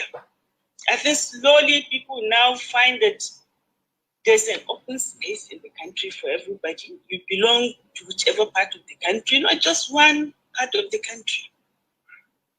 This matter was raised during the assembly. There was a bill, one of the proposals was to amend that section, but it wasn't. I think our elites, political elites, should rethink that position and revisit this particular matter. Now, the other issue that I believe it's important is the market. The market is one of the best binding forces historically anywhere in the world. And Nigeria are lucky that we have diversity in resources, diversity in culture, which would make a trade and investment important, and which can also create comparative advantage and complementarity that can unite a country. Rather than focusing on importing, why can't we focus on a domestic market and expand domestic market, expand trade and investment? I know successive governments have undertaken liberalization policies, marketization policies, but we are still not there. We have major challenges. Some of these challenges now include security, not only security, but even poor infrastructure. Fintech is there, is overcoming some of these barriers, formal and informal barriers. But I think strategically, policymakers should look at expanding the domestic market, expanding trade and investment, domestic trade and investment as a strategy for creating national unity, as a strategy for nation building, not just for economic growth. Then the other factor that I would want also to look at is that there's no way you can have national unity. That would be my final point. There's no way I can have national unity if you have so much corruption, very weak institutions, so much deprivation, poverty, unemployment, hopelessness of citizens, especially the young ones. You have to address some of these issues. There are researches upon researches done that tend to look at a comprehensive political instability index from the perspective of accountability and inclusiveness, accountability and economic growth. This particular, out of maybe a few thousand indicators, accountability and economic growth tend to be the highest in terms of contributing to political stability, peace, and nation building. Without that, good governance, then you are in trouble. Then you continue disintegrating as so many of these African countries are doing. And I pray that we start looking at our own issues, political development issues, economic development issues, as issues of nation building, not just the market. You use the market to build the nation. EU is there because markets to thrive, development to thrive, you need a free market, you need an expanded market, you need all areas working together on the basis of equality and common grounds. Thank you so much for listening. Oh, wow. Thank you, Professor Ladi Amalai. Thank you. I think you have touched on a very, very important aspect of this conversation, and that's integration, indigenship. And I would quickly use myself as an example. My father originally came from Edo State, migrated to Iyke, lived in Iyke, worked in Iyke, died in Iyke, and was buried in Iyke. But if I stand up tomorrow, I was born in Iyke, lived the first maybe 28 years of my life in Iyke. But if tomorrow I say I want to be a senator in Osun State, they'll tell me the history of my forefathers. Now I've lived in Lagos. I've done most things in Lagos since the age of 28. Nobody would consider me a Lagosian. Whereas I fled into exile in 1995. Within 4 years, the British government told me I can apply for indefinite stay, thereafter apply for British nationality, but I cannot do it in my own country. So I think that should be the food for thought. If your child is born in America today, immediately your child is qualified to be an American. So if an Igbo man who has worked all his life in Lagos or Kaduna or Kano has a child in that state, even if you live there forever, people will still call you a foreigner. So I think these are some of the issues, practical issues we must address before we can move on. So on this note, I would like to invite a man that I admire a lot, a brother, a friend, Mr. Peter Obi, the former governor of Anambra State. I'm sure he's on standby. Please help me welcome Mr. Peter Obi. You are welcome, sir.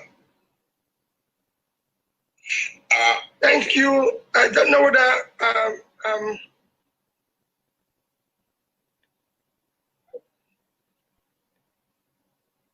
don't know whether I think are you hearing me? Yes, we can hear you loud and clear. We can hear you now. Okay, because I still have something here saying unmute yourself. We can hear you. Can hear you, no problem. Okay, well, mine is very simple. Let me, my dear brother Tele, I think mine is to most sincerely thank the organizers for this opportunity of learning, because I've spent some few very good time learning from the time it started till now, that I wonder if I'm able to make any contribution at all, but thank you very much for this opportunity to learn. My contribution is very simple, never again.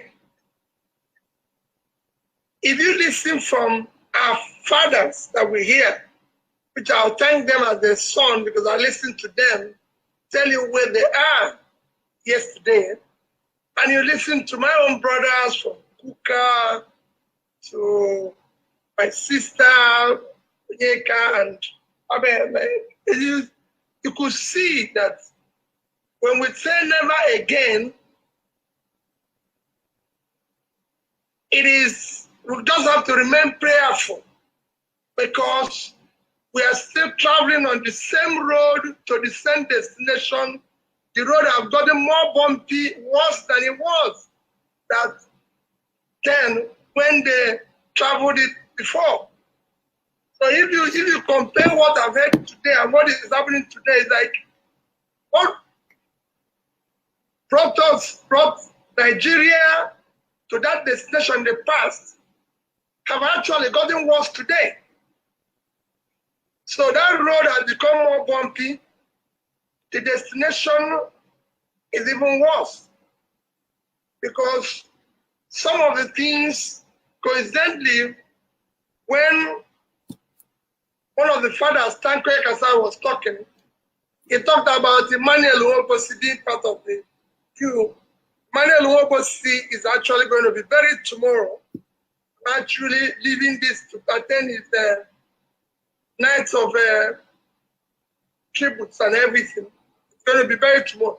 And I've listened to some of them who are involved one way or the other. And you could see that all those things that made them participate in what happened are still very much with us today and getting worse. Starting from number one, incompetent leadership with total lack of capacity and character.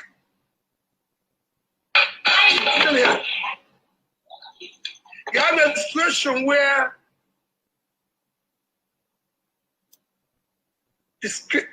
issues of corruption are worse today than it was then. Unemployment are far worse today, where you have millions of young people in their productive age not knowing where the next meal will come from. And nothing is, the government is not thinking anything about it. So I can go on and on. That's why I said for me, it was more of a learning. So my contribution is that as we talk about never again, I will enjoy listen to people like Baba Ahmed and said, we the elites have to now stop and come together and sit down on how we can pull this country out of this mess, or it will consume all of us.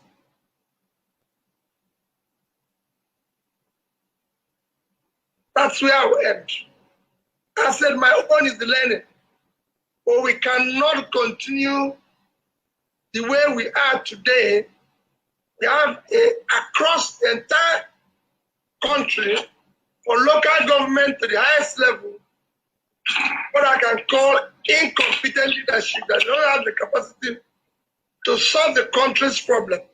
Then I know you have discussed it, and I tell you, you don't go to a Formula One competition, they more drive. These vehicles are being driven by more drivers. The vehicle across the country. That's why you have too many accidents. So you need to have the proper people who are competent, who can do the job and everything. That's what China, India, everybody, Professor Pat Tony has studied so many countries. He knows that the first thing they start with is competent leadership. If you don't have it, you have a problem. Thank you for inviting me. Thank you, sir. Thank you so much. We're neighbors that we don't see. You are too busy. But I'm happy to at least see you here today. My village, I'm in Onitsha. You are in Onitsha, okay. That's the only place I can live in Nigeria.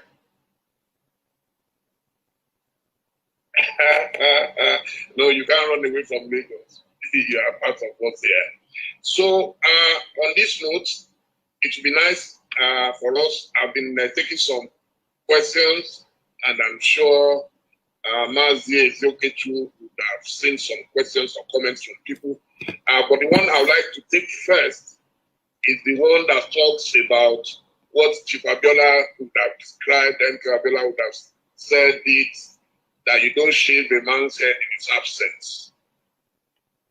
If you say never again, there are many Nigerians today, old and young, who no longer believe in Nigeria.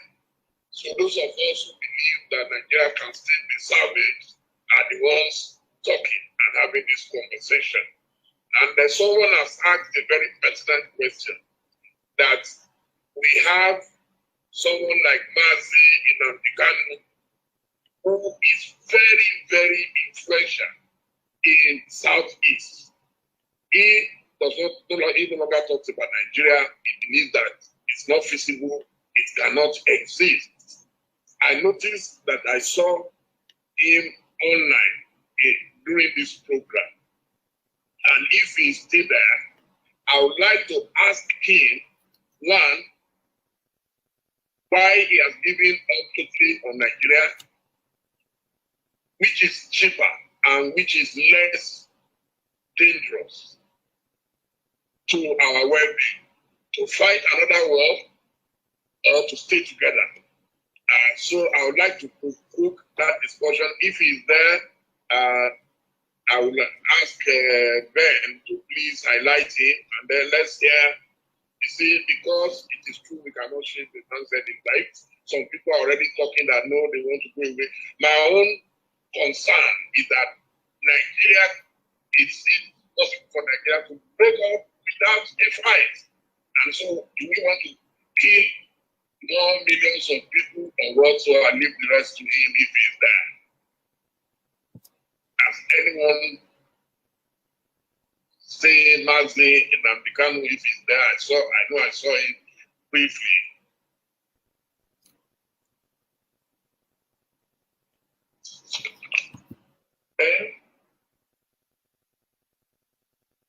If he's not there, then maybe Mazi and Zoke should also take one of the questions or comments. Yes, thank you very much, Adele. I think Mazi Nnamdi Kanu is no longer here. I think he came in with Nnamdi Kanu's iPhone, or Kanu's iPhone, but I can no longer see that device anymore. On that note, I would say it would have been nice to have his perspective on as the question you threw.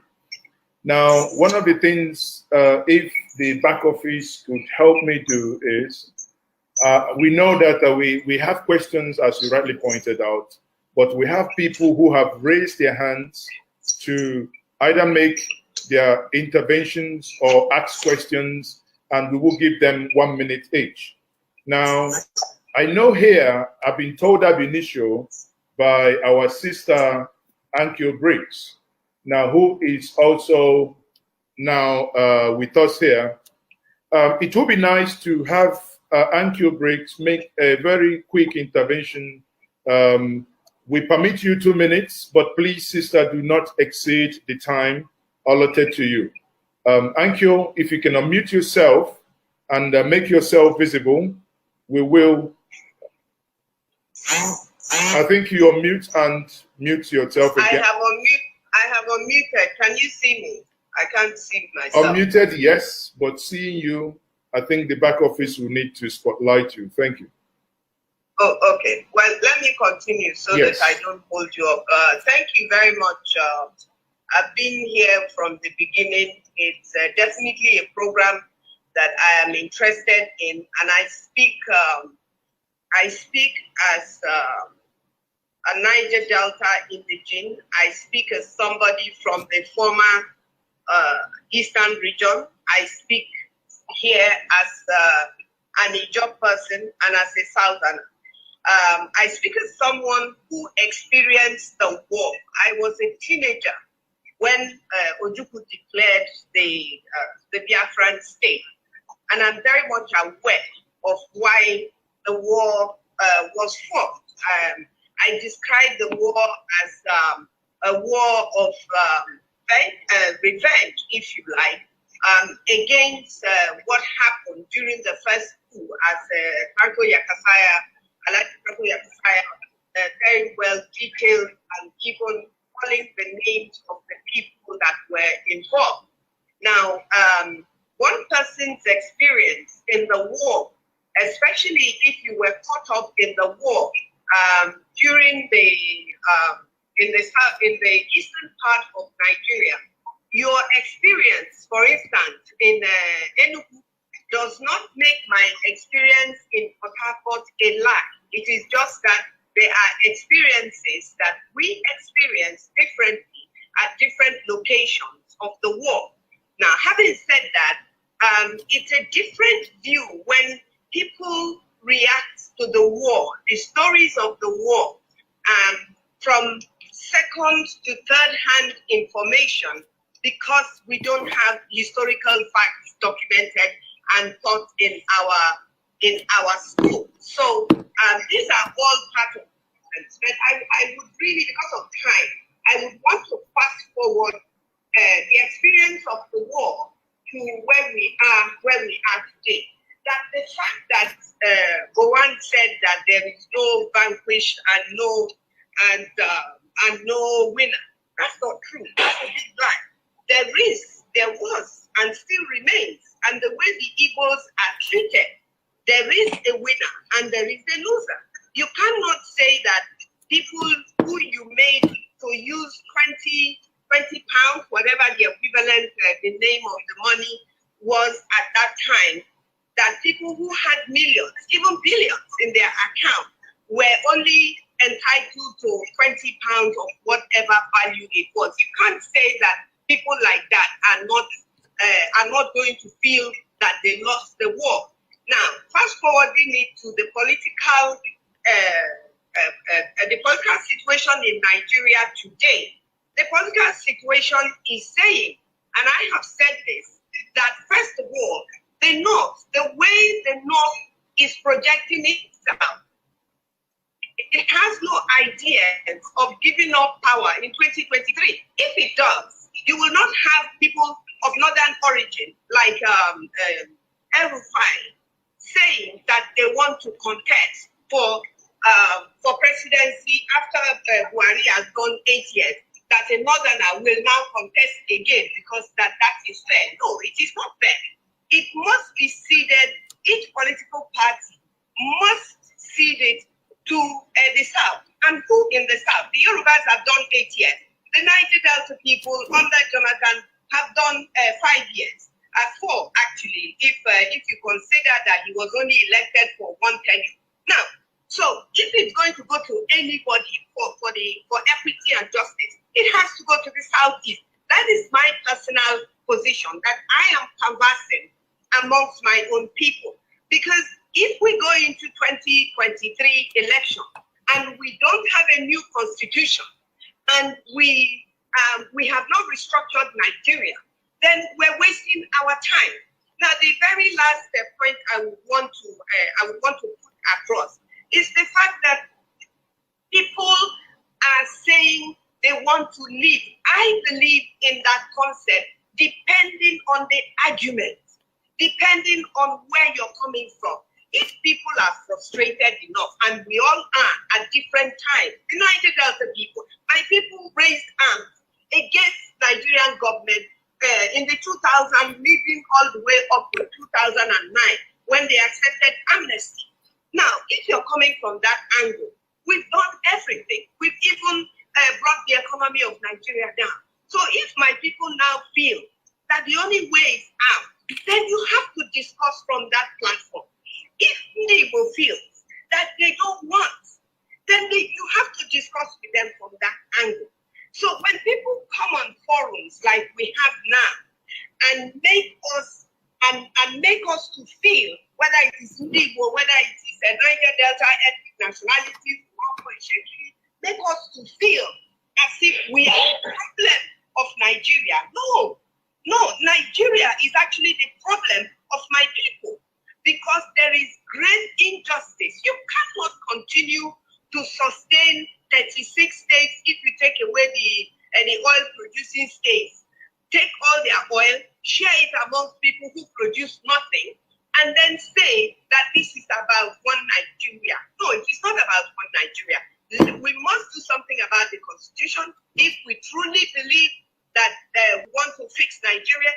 Then if we don't want to fix Nigeria, that's what we say, okay, let us discuss how we're going to move forward, whether that moving forward means within or without Nigeria. I don't know whether I'm still within my space or not. Thank you very much.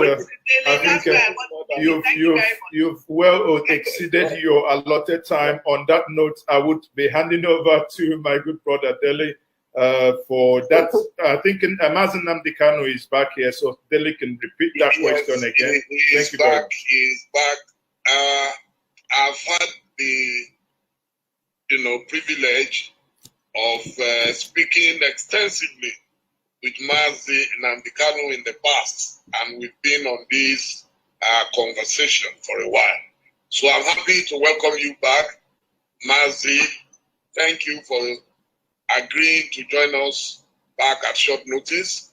The question is, there are those who believe in Nigeria, but you are virtually giving up on Nigeria. And I've asked. Yes, what I need to do right now, see, looking at the time, our leader has just come back into the forum, and I don't think I'll be fair to myself if I allow him to talk right now. So what I'm going to do is that I'm going to end the thing here and hold it from there so that tomorrow on the program, I am going to allow him to speak from the beginning so people have time to make their calls. I hope you're listening, you're paying attention to all this, because this is interesting. I am beginning to see that there is nothing holding us together as Nigerians. Just listen to the people talking. You see, the opinions are so different that it's almost impossible to believe that the people speaking are from the same country. Now, the man, the Yakasawa or something they call, that's his name, okay? He came up with a script.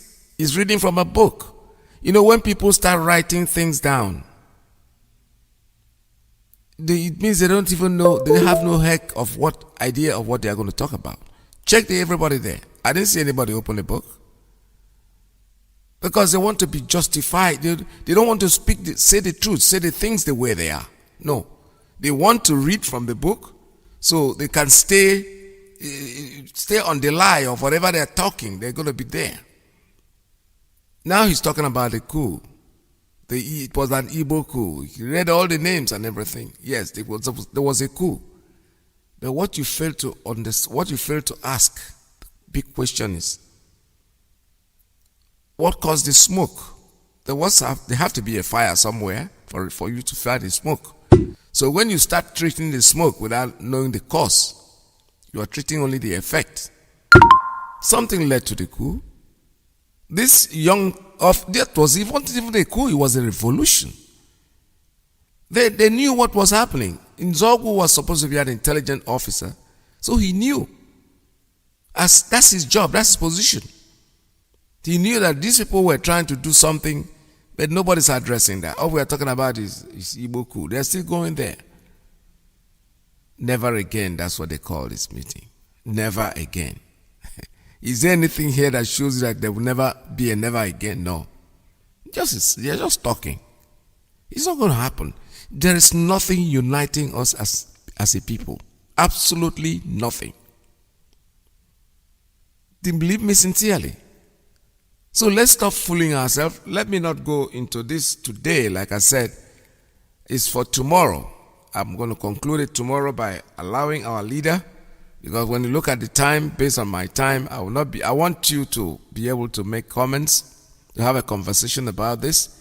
But keep whatever you've learned today for tomorrow, so that tomorrow we'll be together and talk about it fully.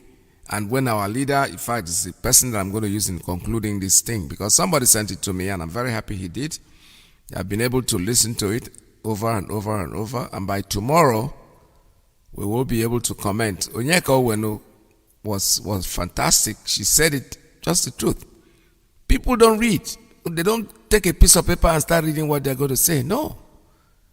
If you ask a true Biafran, what is up? A true, let me not even say Biafran. Let us say a Nigerian that wants to tell himself the truth.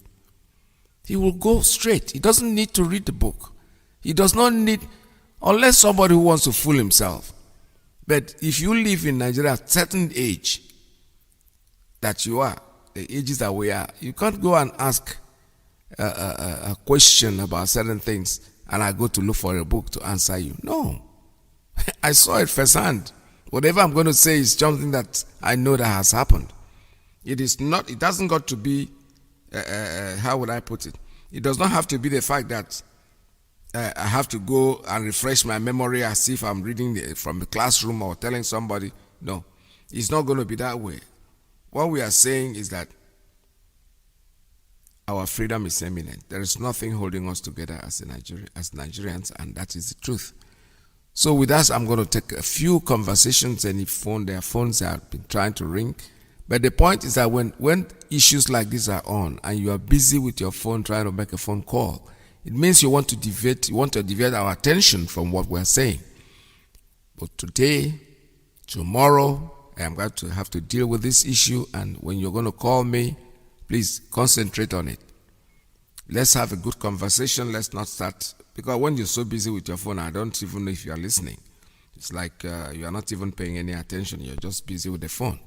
All right, with this, the number here calls is 646-920-4541, 570-352-8442, +1 929-406-9953. All right, while we're still saying that, don't forget ESN. We have to support our Eastern Security Network. It's very important. It's part of what we are doing. Throw in your money and support them financially, medically, any way you can. Please don't let it go. The line is still open for you. Make your calls. Thank you. Land of the rising sun, Biafra, my home, my fatherland.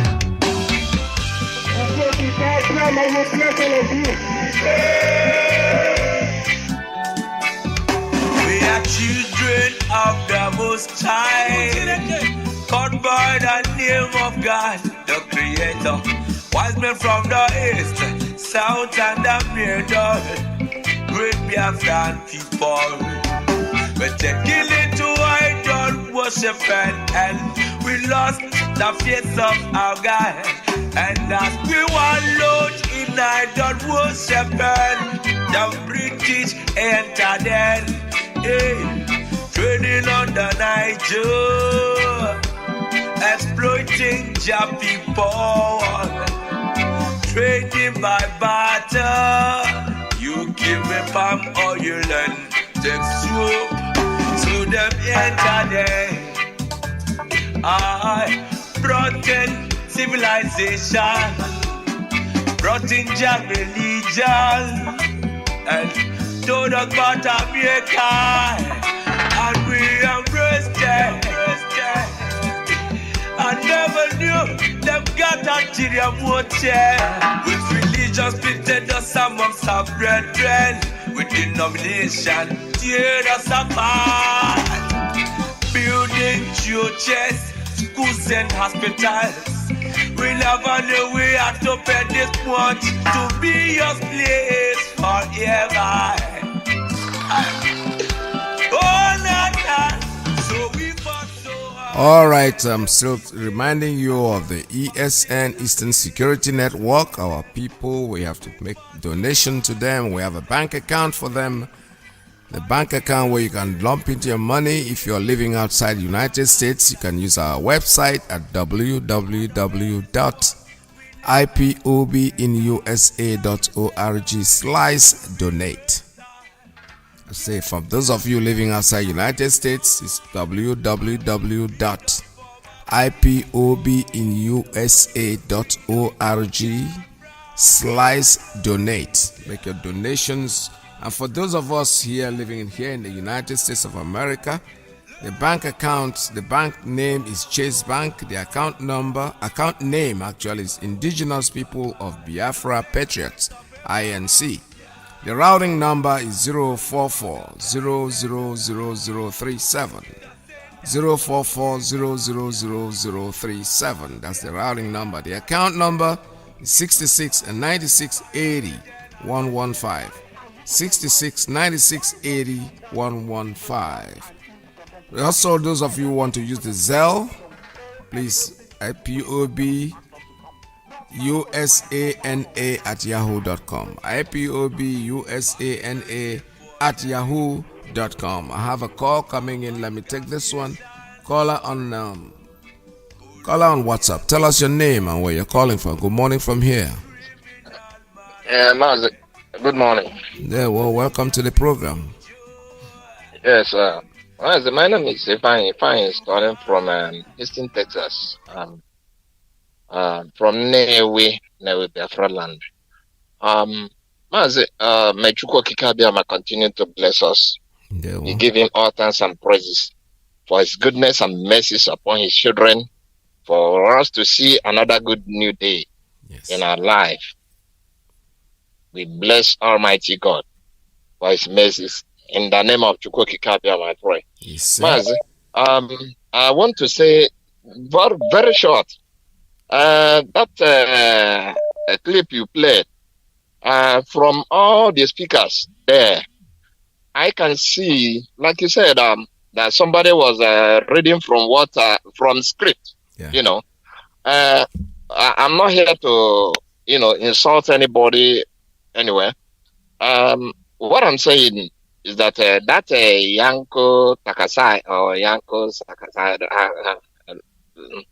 I don't know how to mention his name anyway. That man, I don't think he's an elder, as they regard him as an elder. I don't think he witnessed the war. He didn't witness the war. That's what I'm saying. For him to be reading from the script, he didn't witness the war. He's not an elder. That's why he was speaking from the script, So, our brothers and sisters that spoke there, they spoke eloquently and they spoke well.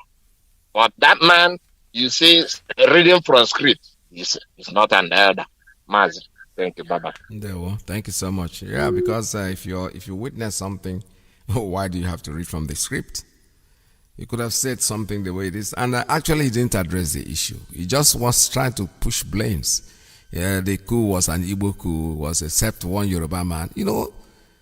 So these people, I don't know. Onyeka Owenu is the woman that really said something that I understand. You don't want us to go. What is your problem? What do you really want? Our father Mbazulika Amechi, I mean, these are experienced people that that saw something. They don't have to write any paper. Mbazulika, with his age, said what happened. He was the only surviving minister on their own level at that time. He is there, and he said what he has to say. The way it is, he didn't have to read a script for us. All right, I have a call on straight line. Caller, good morning. Tell us your name and where you're calling from. Yes, Mazi, good morning. Welcome to the program. Thank you. My name is Mazi, my man, Ugo Onejaka.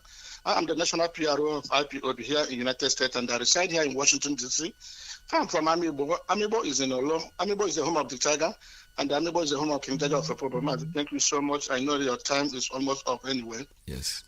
Yes, I want to have an input on what, the record that you played.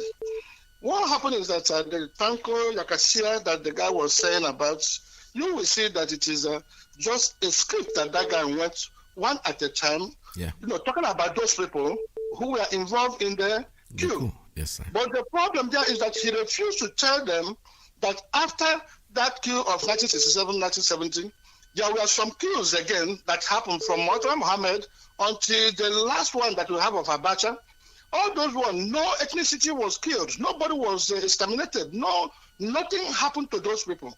So why is it that he is talking about the number of people of the Biafran, the Igbo origin that were involved in the coup? But the coup that happened, there are a lot of people that were involved in these subsequent coups. Then he would have listed all the coups. But anyway, that notwithstanding, the issue now is that we have known exactly what their intention is.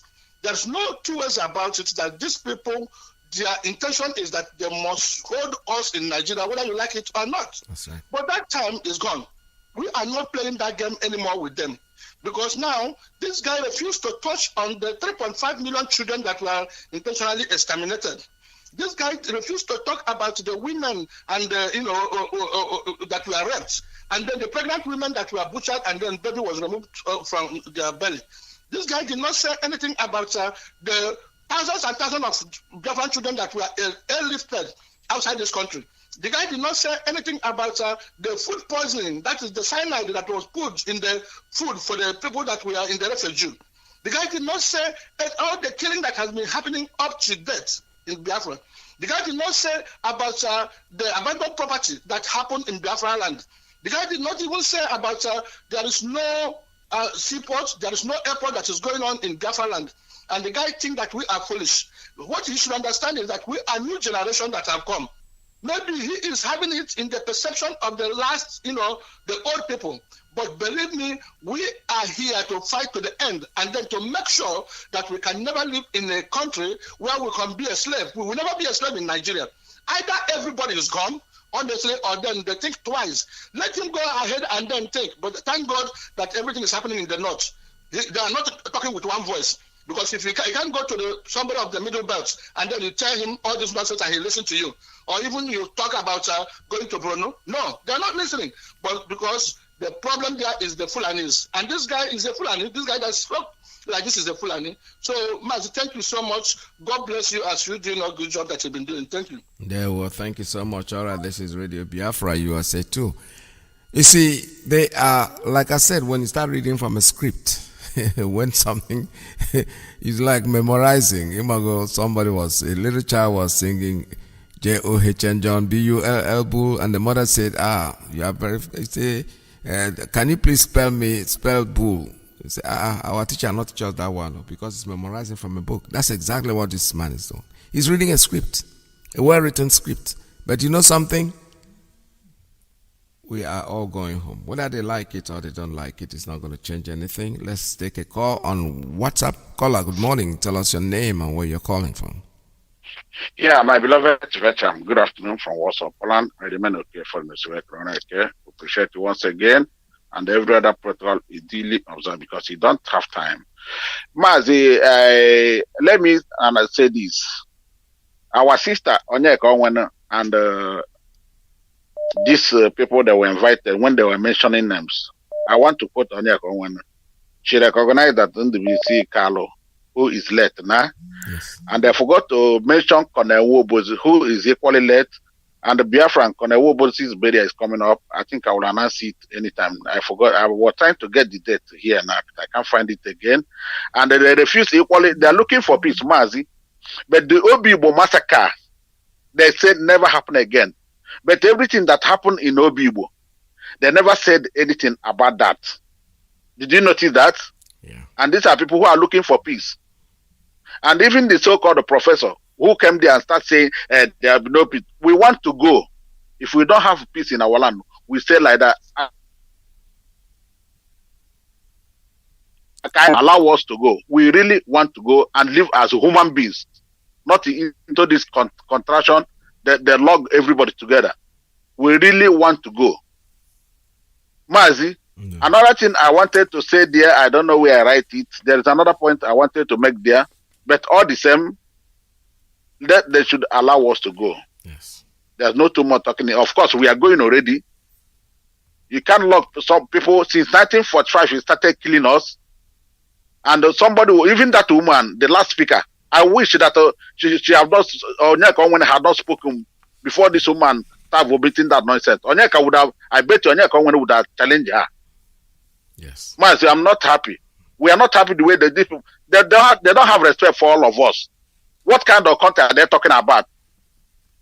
All of us are in diaspora and they think we are happy. We will go, that thing they're looking, they will get it. And we are not begging anybody. Onyendu said we have crossed the Rubicon. Mazi, this time we have crossed that Rubicon. There's no going back. Either we get it or everything perish. Yes. No need of painting words, Mazi. I know you make the other announcement. Maybe I go to another platform and make the announcement about missing people and all of them. Mazi, I remain okay for it. Thank you, my brother. There we go. Thank you so much. All right, let me see. I have a call coming in on straight line. Caller, good morning. Tell us your name and where you're calling from. Make it very brief. Time is almost up. Go ahead, sir. Okay, good morning, Mazi Peters. There we go. My name is Mazi Meka. I'm calling from the Lebanese USA. My contribution there is just one point that Dele Momodu raised. He said his father from Oyo, and he was born in Oyo. Yes. Grew up to the age of 28. But he lived all his life in Lagos. That's right. But he can't contest anything in Lagos. Yes. That will refer him to his ancestral land. But he traveled to British under 4 years to become a citizen. That's right. Tell me how somebody that thing have explained everything. We are not together. We are not. The country did not form organically. Absolutely. The country was the truth. And the old man reading from the script. I was born almost 20 years after the war. But I can tell I can educate that man history of Nigeria and what happened in the Biafra war without reading the script. Thank you, Mazi. There we go. Thank you so much. All right, Dal. Let's take another call as the last call today from Principal Officer's Line. Good morning. Tell us your name and where you're calling from. Very brief. 2 minutes, sir. Go ahead. Okay. Good morning. Welcome to the program. Okay. Thank you very much. My name is Chukwu Emmanuel. I'm a native of Ishago State, Biafra land. Yes, after listening to the clip you played this morning, the few of them I can listen, I try to understand that that platform they are setting is just as a Nigeria, they know how to deceive people. Because the people they will allow to speak to that platform is people they have bought over that can say anything in order to deceive those they can deceive. Only Onyeka Onwenu is the only person or woman that I heard her speak very strong and powerful. All other, some of them are there running around the table, because no human being on earth living alive will talk about anything for Nigeria to continue. That person is devil. So what they want to do is to try to get some people pay the money, because the Nigeria state is known by corrupt. So that the people will come up as saboteur from all angles to defend evil country. Thank you. Nigeria is evil and it will remain so. Anybody that is talking about Nigeria is an agent of Satan. Nigeria has come and gone, and it will remain so. Thank you very much. All right, with that, I will stop taking calls here because my time is up. Mazi Alozio is coming in with the women in a few minutes. They will be here. But I promise you by tomorrow, like you see the clips, I didn't play it to the end. I just left the portion that is left. Our leader was supposed to come in, but I just left it on that note so that tomorrow we will start with him coming in. So from there, we'll be able to make our comments. I know a lot of you have written down something that you want to talk about. I can see the phone is still trying to ring. Unfortunately, we have to go. Today is Saturday. I don't want to play with Saturday because the women are always coming in and they're very punctual. Their time is their time. So we're going to give them the chance to, by going to USA 1, over. But don't forget that tomorrow, I promise you, we'll conclude what we started. We're not going to let it go. By His grace, we shall all wake up tomorrow sound and clear and be able to continue from where we stopped. This is Radio Biafra USA 2. My name, Mazi Iyke Peters. We're going off the air this time.